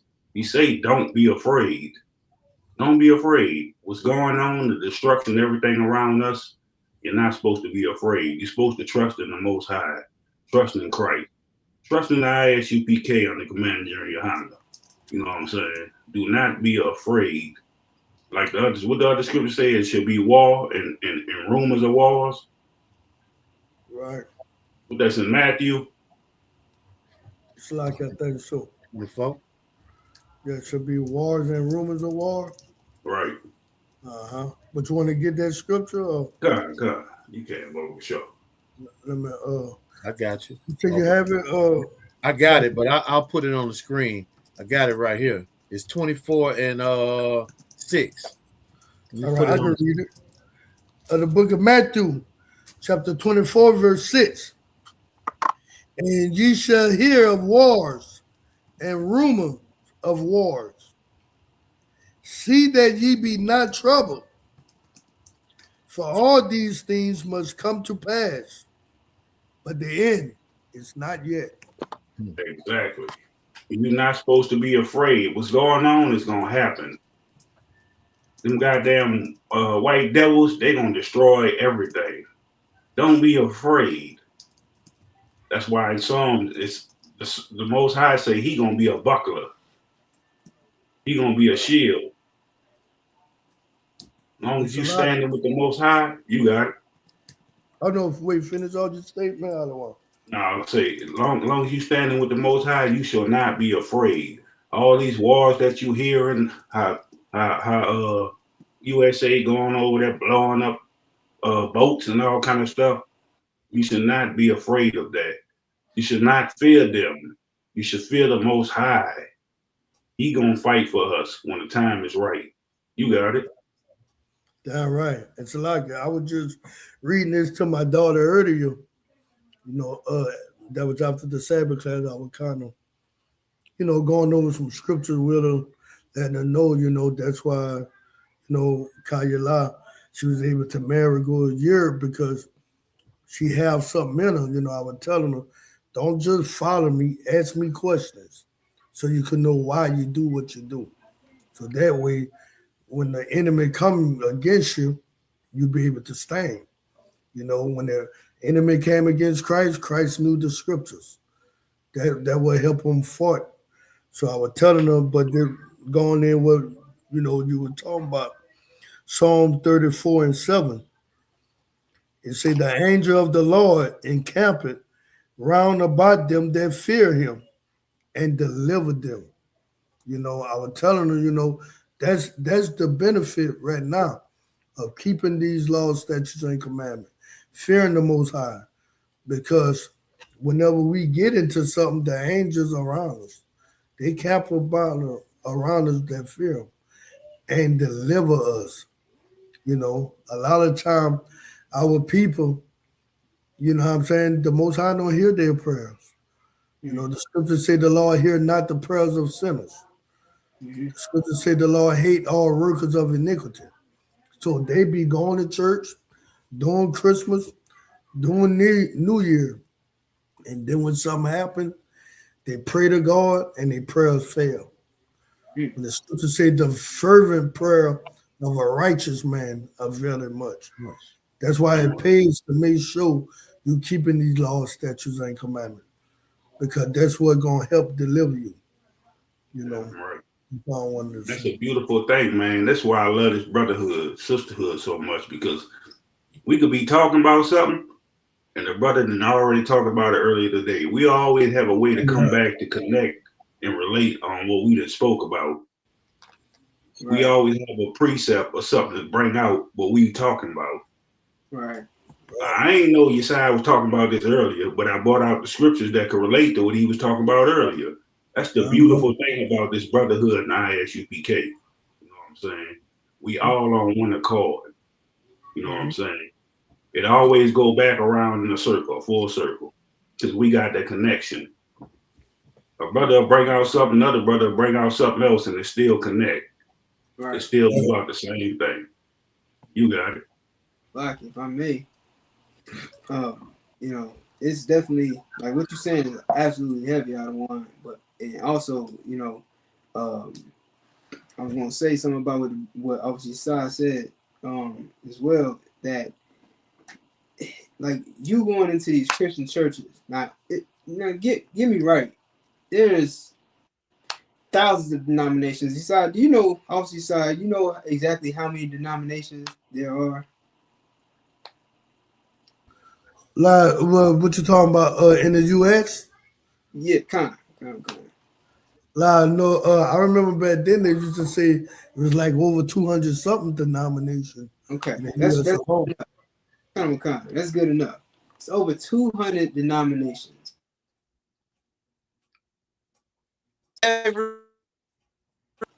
Almost every black man. He went out. Oh, so it is out.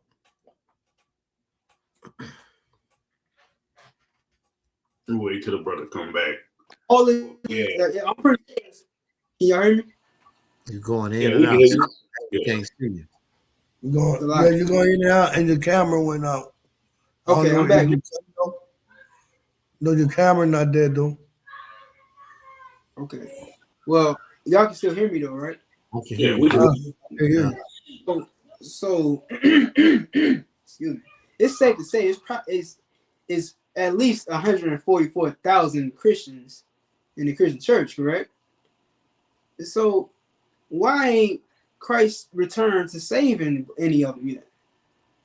Why isn't it like if when I was coming up in church, they said, oh, I want to be in that number when the saints come marching in, but it's well over 144,000 Christians. I mean, I know churches with 144,000 people in their church alone.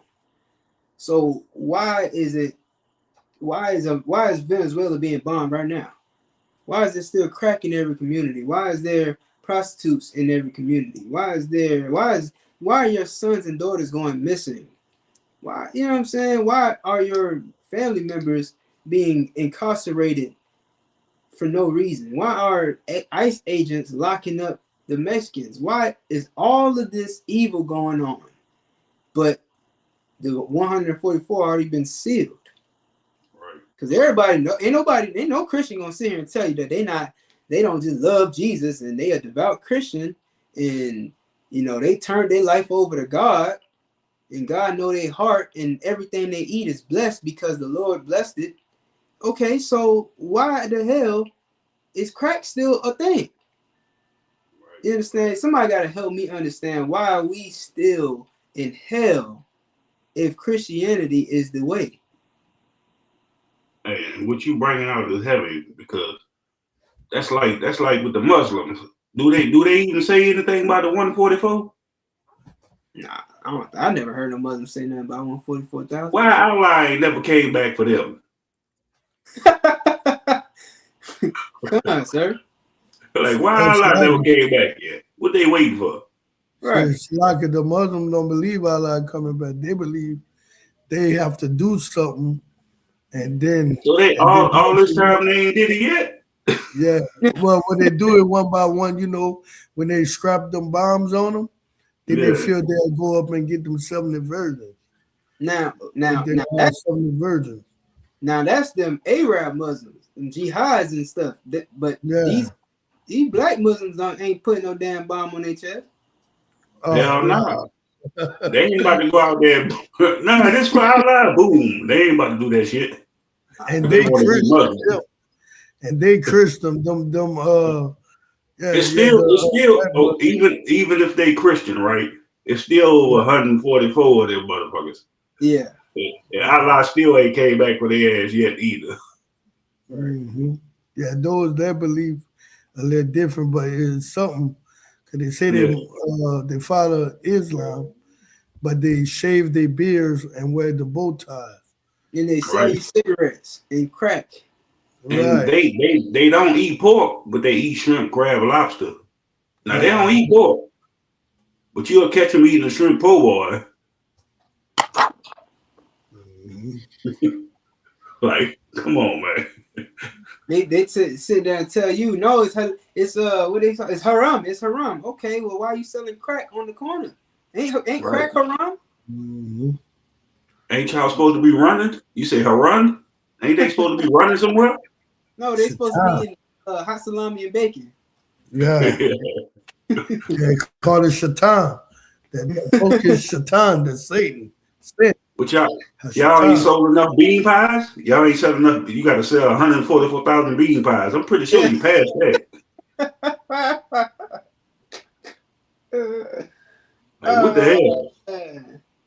Just like the brother was breaking out with the Christianity thing. You had so many pastors and preachers and all this in Christianity. Let's love the world. Let's all get along. You had over 144,000 Christians saying that. And Christ ain't came back yet. Right. Is y'all supposed to be sealed? Michael Jackson had the whole world talking about we are the world. Exactly. And what that nigga at now? Drug overdose. Just like Martin Luther King. What he said? Little white boys and black girls should get along, hold hands. What that nigga at now? What Malcolm X now? Y'all say he was a good freedom fighter. He was for the people. Then he went his ass over there. Where he went? Where the Muslims at? And come. Oh, I see. There's white Muslims, black Muslims. Yeah. Where he at now? Matter of fact, what that scripture about dreams? Because this was talking about Martin Luther King. Because niggas get mad when we talk about Martin Luther King and Malcolm X. Like they were so much of a hero to our people. When in the end, they betrayed our people. And they, well, Martin said he led his people to a burning house. Yeah, he did. And that's why he had to be unalived by the Most High. Because he led so many people into coming into, let's all get along. Let's all integrate. Let's all go to little white schools. We didn't need their fucking education. We don't need their history. Because all they did was talk. When we got integrated with them, all they did was taught us their history. How they unalive all the goddamn animals and Native Americans. That's the history you wanted us to learn? That's right. You wanted us to come back together to them just to be a goddamn janitor? Right. Like I was just watching the Jesse Owens movie. He did all that goddamn running all over the world. They still never recognized him until like 23 or some shit like that. But his daddy finally got to be a damn janitor. He done won 4 gold medals. His daddy got to be a janitor. Yeah. He done won all the medals, and then they show him he still had to walk through the back door to go into his own celebration. He still had to go around and walk in the back door. Yep. And we sat in school learning about Alexander the Great. Come on, man.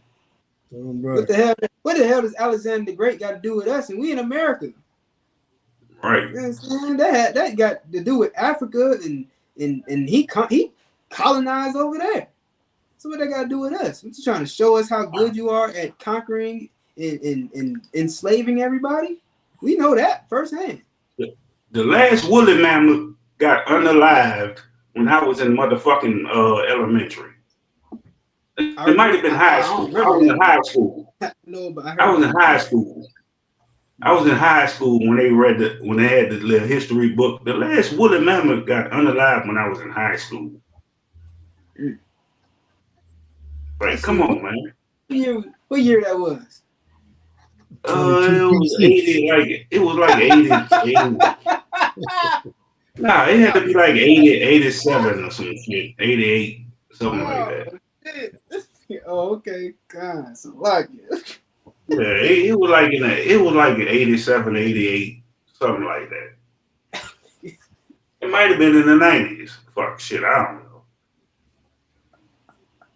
But I know when I was in goddamn middle school, the goddamn we reread the shit in history class. The last woolly mammoth got unalived. Yeah. Hey, that nigga say, oh my God. Hey man, let's move on. Who said that? Damn. I just said something, man. I had mentioned it. Damn, yeah. Also Matterbar had said, you know, how a lot of times, man, brothers don't be around one another. They'll mention the same thing, man, because we're in the same spirit. I had just finished talking about Alexander the Greek, him conquering the earth, going over there to the East Indians and all over the earth, man. And they doing it again over here, man. That's just what they do, man. Yeah. You know what I'm saying? Yeah. I lost my train of thought, but yeah. Right. You know what Esau did with all them goddamn woolly mammoths and all that? They ate them and wore them like clothing. When they did that to all the goddamn animals. Why do you think, if y'all remember that old Ace Ventura movie? Yeah, man, when he went up the ass. No, the hippopotamus. He went up the hippopotamus ass with the hippopotamus. He came out the rhino. It was a rhino? Yeah. I thought it was a hippopotamus. Yeah, nah, it was a rhino, rhinoceros. Well, whatever. He had to go up the ass to get inside of it, just to be it. Yeah. It's what your goddamn oppressors do. Dancing with wolves and all that shit. Oh, they want to be every goddamn thing, man.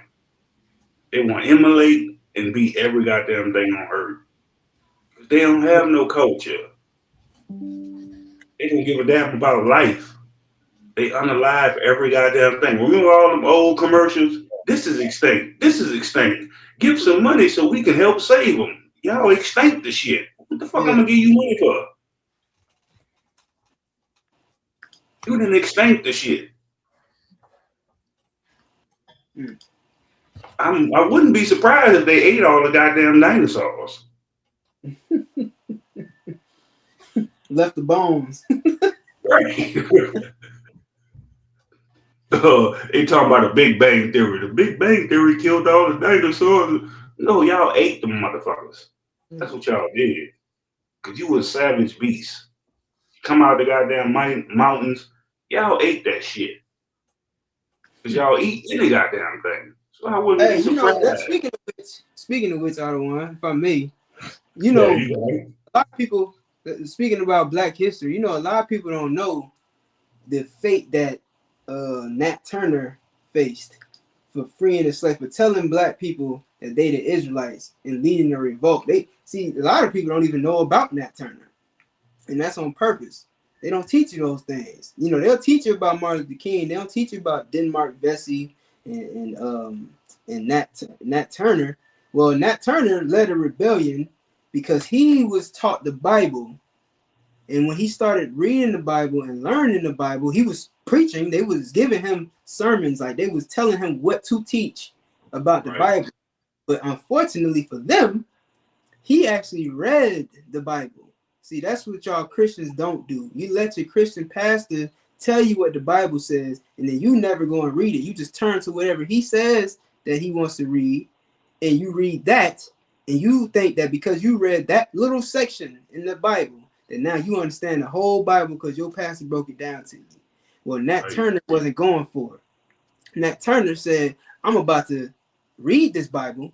He read the Bible, found out that black people are going through the same thing right now that these Israelites went through in Egypt, and how they dealt with the oppressor and how they knew who they were, and the oppressor was oppressing them to keep them in the state that they are. And Nat Turner said, this is happening to us right now. Right. There needs to be another Exodus. And he became the Moses of his time and led a rebellion. Well, guess what happened to Nat Turner? They ate him. Right. They eat every goddamn thing. Shit. It's like that old goddamn syrup. My name is Lucky Charms. Imagine leave delicious. They ate them. You magically delicious, man. Oh man, I'm gonna go on mute. but if I may, I got one more thing. If I may, if you look up the biggest slave revolt in Louisiana, it's gonna show you. It was the biggest slave revolt during U.S. history at the time. It'll show you. It was an 1812 one, sir. It was an 1812 one. And talking about the one where, right after the Haitian Revolution, where they put all the Judites' heads on sticks along the river, along the Mississippi River. In Louisiana? Come, it was in New Orleans. Yeah, I know they had one in the city where I live in right now. Yeah, they. I remember that it was right after the Haitian Revolution, because it was inspired by the Haitian Revolution. Right. Like Negroes knew who they was, man, and that's why we was getting unalive. We didn't want to follow after these goddamn people. But who? You about to say something, yourself? No, I was listening from far back in kind of, so I was just listening. Yeah, but you got it at the time. Okay. Oh, Salaki, you wanted me to read that verse you had pulled? What verse was it? About I have a dream with the monkey. Yeah. God. Yeah, the book of Jeremiah, chapter 23 and verse 25. I have heard what the prophets say, that prophesy lies in my name, saying, I have dreamed. Now, how the hell did Jeremiah know this about Martin Luther King? Because he was a prophet. And when Martin Luther King came out dead, I have a dream. Little white babies and little black kids should get along. Come on, man.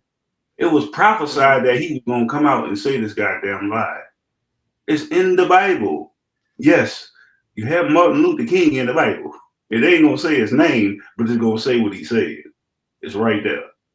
I have a dream. Come on, man.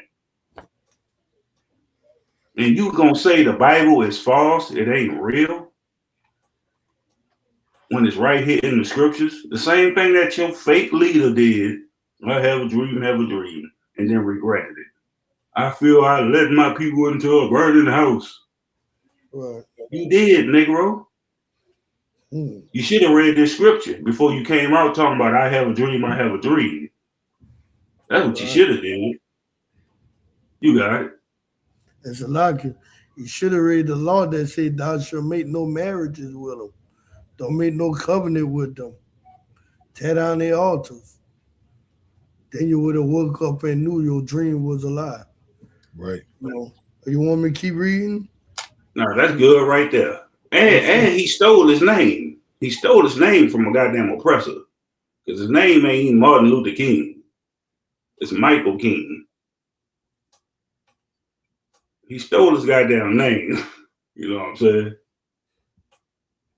You got it. So Lucky, if I could, he stole his speech too. He plagiarized his speech. There ain't nothing real about that nigga. A real nigga would have said, you know what? This dream is not worth it. Because let's face it. let's face the reality. What did we get out of his dream? Right. I mean, we sat down in stores that they didn't want us in for the result of what? Us losing our stores? He should have just said, I got a nightmare. I got a nightmare. I got a nightmare. This is what happens when you get with little white babies. Right. And then we went to their schools. We sat inside their goddamn schools. For what? For what purpose? So that our schools go out of business? Now it's no longer any new black colleges. All of them are what? Historic. Right. They're history. You know what I'm saying? You go to Jackson, right. You go to Jackson, Mississippi, you go to that college out there, it's like it's not a college. It's not a college. That's a school, yeah. But like you go to one of these white colleges, they have everything. I mean, just even the fact that the biggest thing that was going on at Jackson State University was Deion Sanders and his sons, and they went to a white college is Martin Luther King's fault. Right. Like you have good dreams and you have bad dreams. You should have just came out and said, I had a bad dream, I had a bad dream. Give it up. He said, yeah, I had a bad dream. Hey yo, I'm gonna make an AI video out of that if I can. It's gonna be like, yeah, I had a bad dream. I'm glad. That's what he should have just said. He should have just came out. I had a bad dream. I had a bad dream. Oh man, that one day I had that dream was bad. Little white girls was touching on little black boys. It was terrible. Right. If you would have said I had a bad dream, then you would have integrated our people into that burning house. Right. It would have been different. It probably would have been different. Then we knew not to do the shit. But right. You said I had a dream, we integrated together. Nah, nigga, you should have just told them you had a bad dream.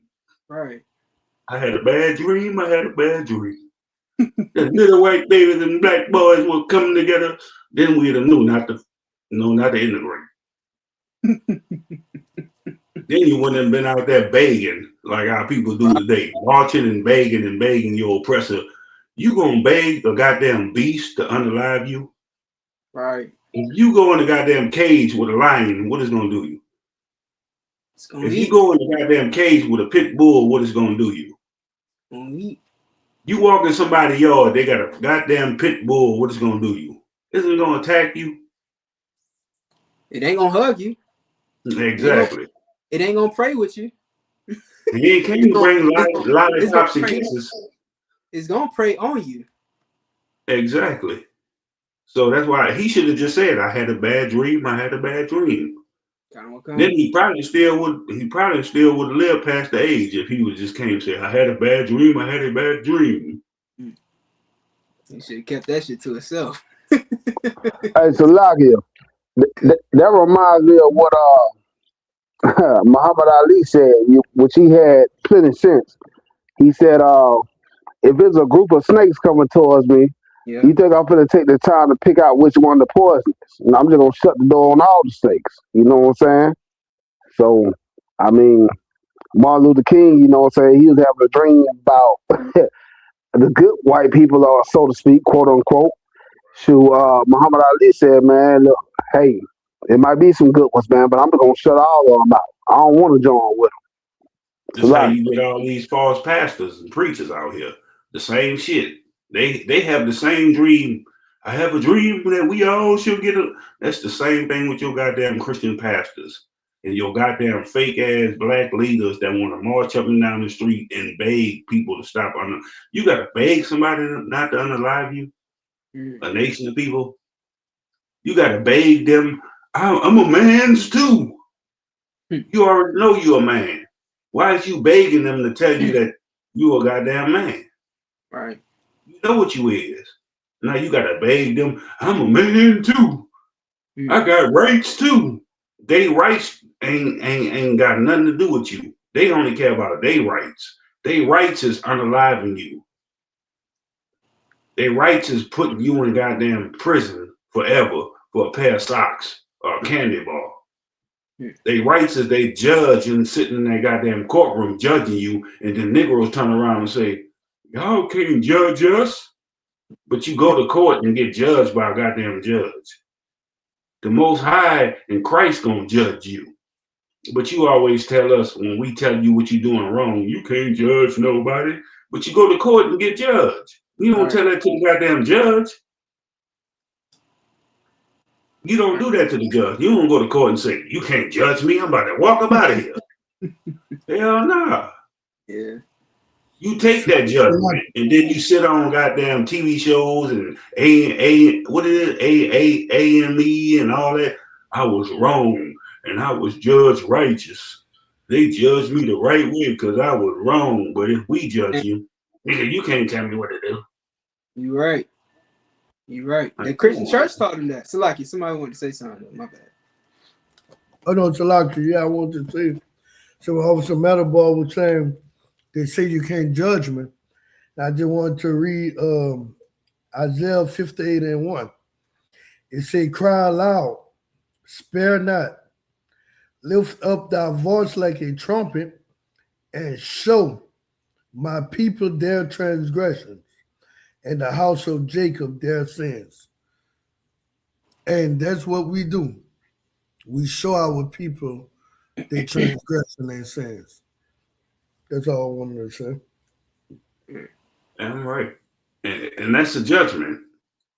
Even though you don't get the punishment, we still telling you about what you do. But when you sit in that goddamn white courthouse, the judge you and sentence your ass. Now you got a sentence. They give you life. They give you 10, 20 years, 30 years. They give you 100 and something years, 200 and something years. Even if your ass come back reincarnated, nigga, they still got years waiting for your ass. They gonna judge you. You go in their neighborhood, do any kind of thing, they gonna judge you. Even if it's somebody in your goddamn family, say somebody in your family unalive one of their goddamn people. It ain't you. You can never come in their goddamn neighborhood because they gonna still remember what your family member did. So they judging you. Nah, nigga, you. Whatever. So they still judging you. Even though you ain't like what your family member did. The police do that too. They circle around your streets, lock up your people, and then say you gonna be just like them. That's why they terrorizing your goddamn neighborhood, to judge you too. If I could, and that it don't stop there, because once you get behind the walls, guess what? You got somebody, you got the police telling you what to do every day. Police gonna tell you when to take a shit, when to eat, when to go outside and play. He gonna tell you every aspect of your life is gonna be up to another man to decide. Right. But I can't tell you why you free. But I can't tell you why you free to keep God's commandments, because I'm judging you. Oh, all right. Right. Even your parents couldn't tell you what to do, but you're gonna do what the oppressor tell your ass to do in jail. Your parent will tell you to stay out the streets. Don't sell drugs. Don't sleep with whores. Don't go unalive nobody. But then when you go to jail and that oppressor standing over you, spread your legs. You can take a shower this time, bedtime, cut off the TV on your ass, all kind of shit. You gonna listen to that, but you ain't want to listen to your parents. You ain't want to listen to the truth. Oh, you niggas can't tell me nothing. Only God could judge me. Y'all niggas keep that Tupac song in your head so goddamn much that you won't even listen to your own goddamn parents. But you'll go to court and listen to the judge. You'll listen to the police when he tell you freeze. Niggas, freeze up. Freeze up. Now, if you in the goddamn neighborhood shooting at each other and the brother say, stop, freeze, you ain't gonna freeze. You gonna keep busting on it. Pause. You gonna keep shooting, blah, blah, till you unalive one another. I'm But right. when the police pull up and you see them red and blue lights, it's freeze. You on your hands and knees before the police even get out the goddamn car. You on your goddamn hands and knees. Your hands in the air, you done surrendered. You done surrendered. You got it. Nah, that's heavy.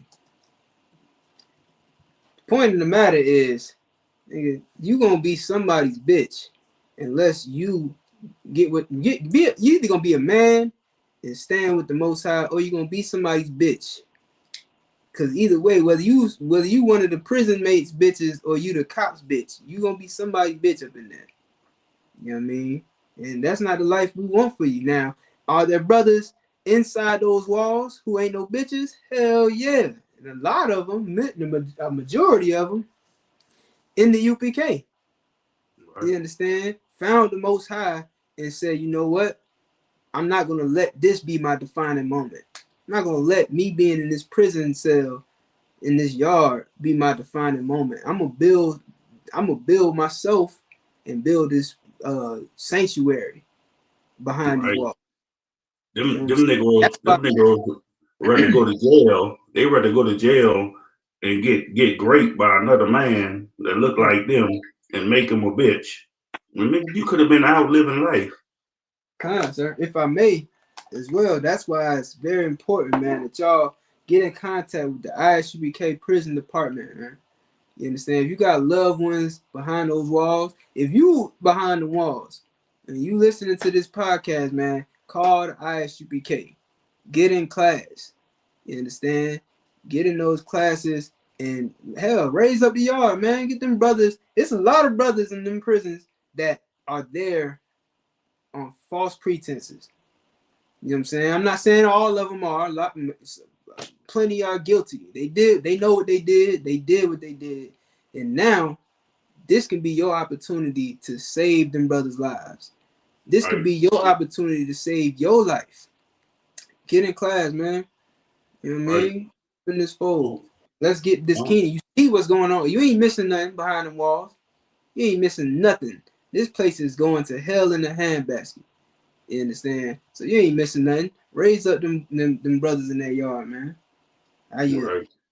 Don't wait till you go to jail, then somebody to take your ass.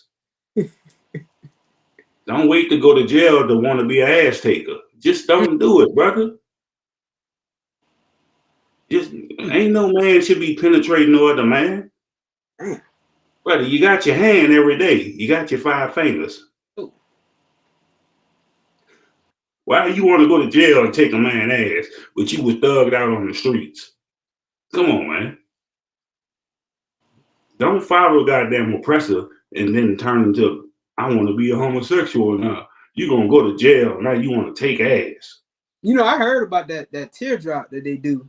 I heard that teardrop mean if it's on the right side, it mean they took it. And if it's on the left side and they gave it. Shit, I don't know, man. I ain't even to no ass taking. I heard that the real teardrop is because they cried for being a bitch or something like making somebody their bitch. Yeah, but they came out, when the gangsters came out of prison, they said they made up a story like, oh yeah, this represent how many niggas I killed in there. You killed niggas in prison, but you out. You free. I don't believe it. So then explain to me how you got this teardrop. You killed the nigga in prison, but they let you go? I don't know, man.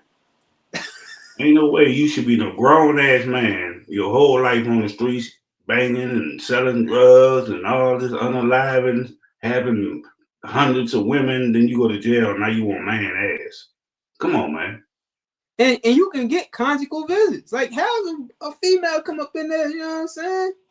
I know probably, I guess everybody can't get conjugal visits, but it's possible, right? Am I tripping? I mean, listen, I'm probably exposing myself because I don't know how it go down in prison.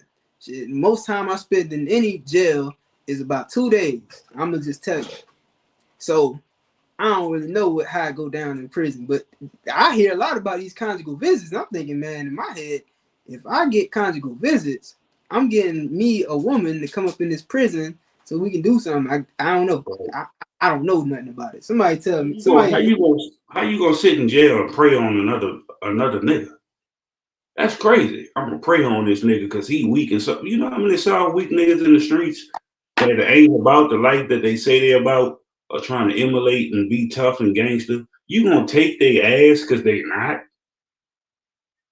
Like, that's wild. Something is wrong with you, brother, mentally. Something is wrong with you, but you want to penetrate another man. And then you turn around and try to be tough and hard like you ain't no homosexual. Nigga, you was a homosexual too. Cause you just graped the nigga. You graped the nigga. You wanted some butt, man butt. Homo you wanted man butt. And that's You the lot. the whole other nigga life upside down over a piece of asshole. Nigga, you got your 5 fingers. Pamela. Officer, sorry, you about to say something? Yeah, no, I was going to say the conjugal visits in prison, they are not permitted in federal prisons.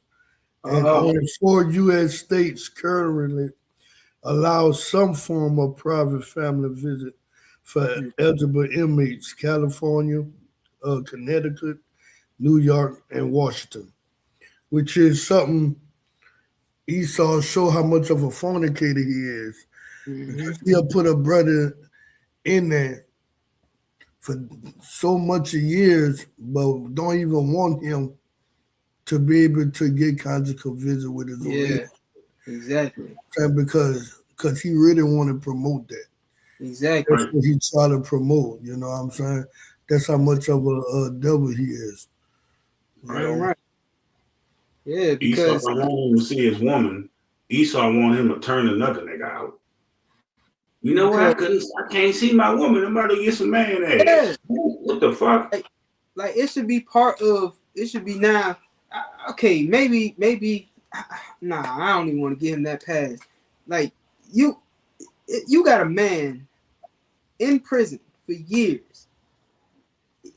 Like he needs to get that type of release. He gotta get that. He gotta have it. You know what I'm saying? So you giving him 2 different options. Either he gonna take it from another man, or he gonna get it, or he could get it from that woman. Like, why are you taking that option away from him?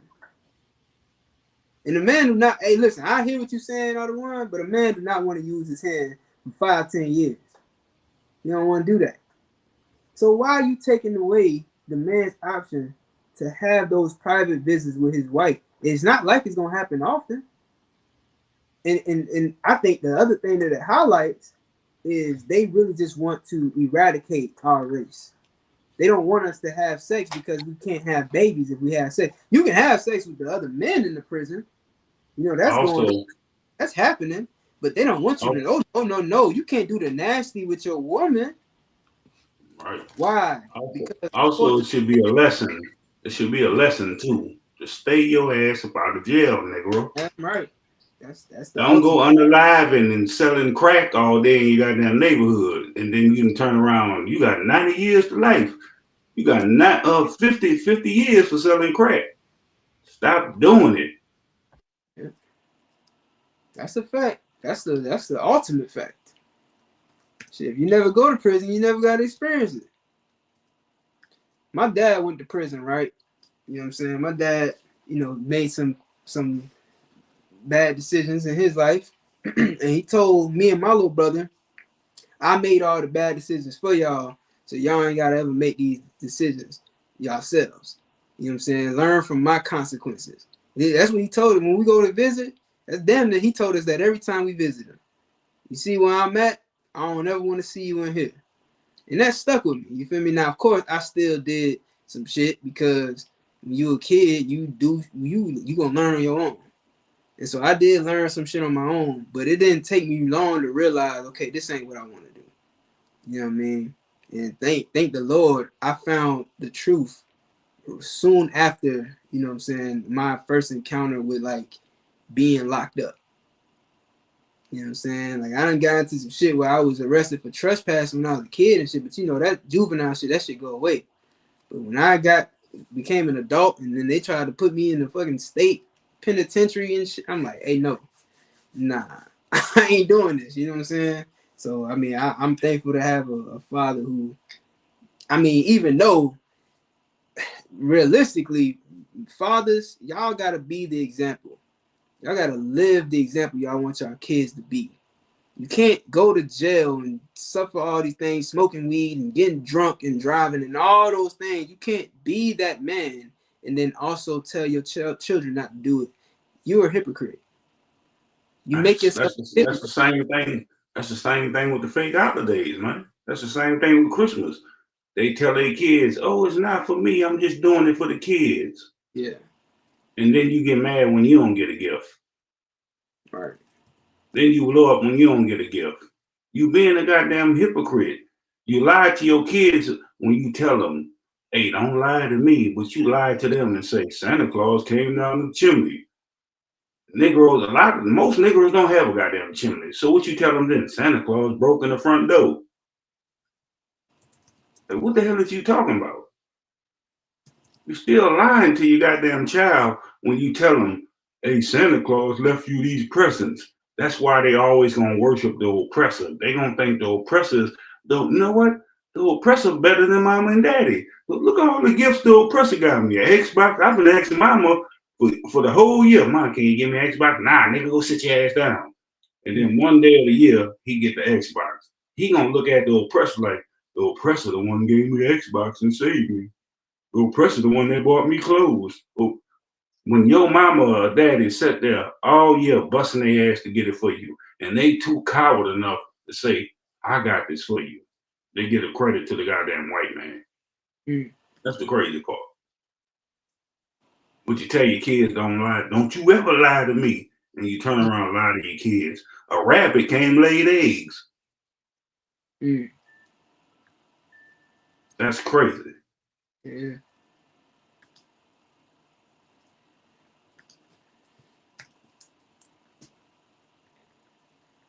All right, I'm about to roll Salakia. Look like Zachariah dropped off too. Yeah, we over the hour mark. It was over 2 hours. So you want me to close your eye? Or y'all had something else to say? Nah, you go ahead. You know, if y'all finish, you know what I'm saying, we can wrap it up. You know what I'm saying? All right. I want to say shalom. Yahweh Shem Yahweh Shabbat Thumb to the brothers. Yahweh Shemana Thumb by Shem Yahweh Shah to the sisters. The water from coming in the podcast. Don't forget to like, share, subscribe, pay your tithes. And so, y'all want to say something before we close out? I don't want. Hey, shalom. Yahweh Shem Shroka Thumb. Yahweh Shemana Thumb by Shem Yahweh Shah. Make sure you pay that Passover fee, man. April 4th, Houston, Texas. We got the 57th annual Passover. Make sure you pay your Passover fees, man. Come share some real true love with your brothers and sisters, man. You know what I'm saying? Also, like Desai said, make sure you like, share, and subscribe. If you like what we bring out, you like what we talk about, share and subscribe. Don't just be a looker. Don't be a looker who. Share and subscribe. You got it. Want to say something, Officer Atazar?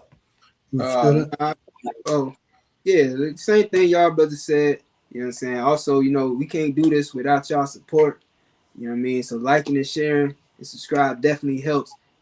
Also hit that cash app. You know what I'm saying?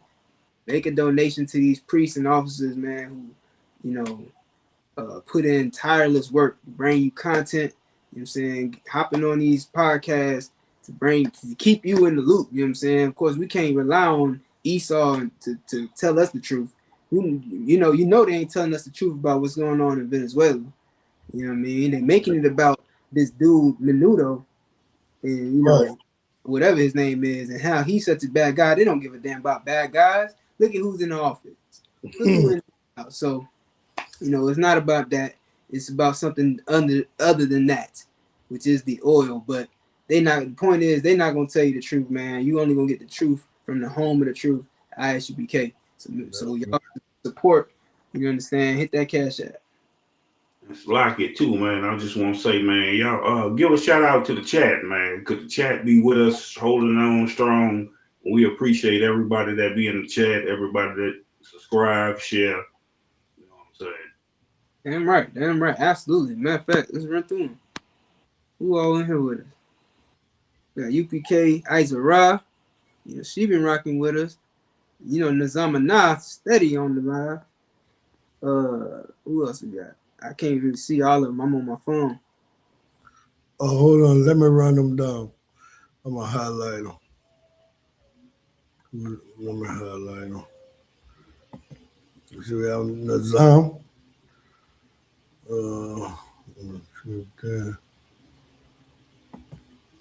So we got Asha, Makara. Yeah.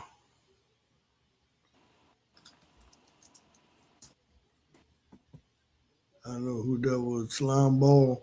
Slime Ball SG. What's going on? That's a brother.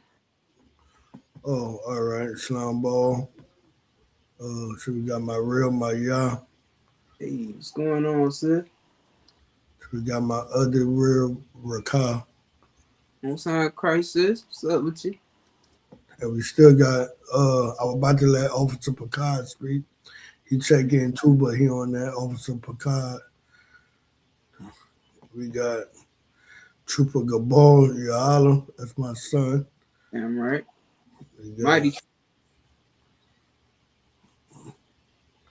We got Alexis Hernandez. Okay, Alexis Hernandez. What's going on?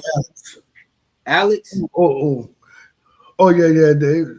Oh, no. I thought it was Alex is Hernandez since I seen him. But Hey. Alexis, what's that? That's a man name too? Yeah, trust me. Yeah, I met a man named Ashley before, so I ain't surprised. Yeah. Ashley is a man name. I don't know, nigga. My sister named Alexis, so I don't. Yeah, Alexis. I never know.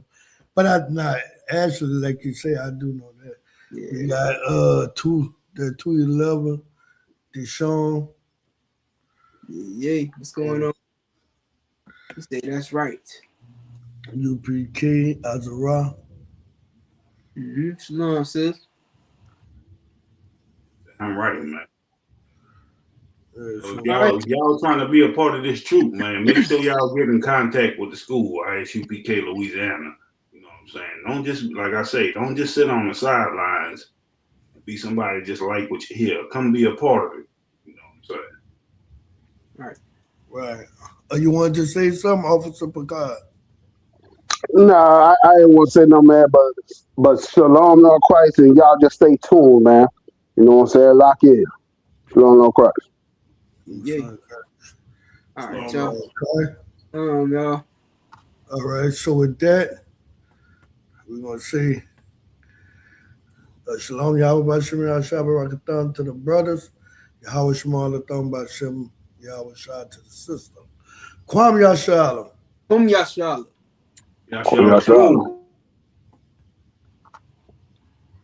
Shalom, Israel. It's that time again. The ISUPK, under commanding General Yahana, presents the Lord's 57th annual Passover. That's right, the Lord's 57th annual Passover, April 4th, 2026, in Houston, Texas. All black Hispanics and Native Americans are commanded to observe the Lord's Passover. This will be the biggest Passover to date. You do not want to miss this.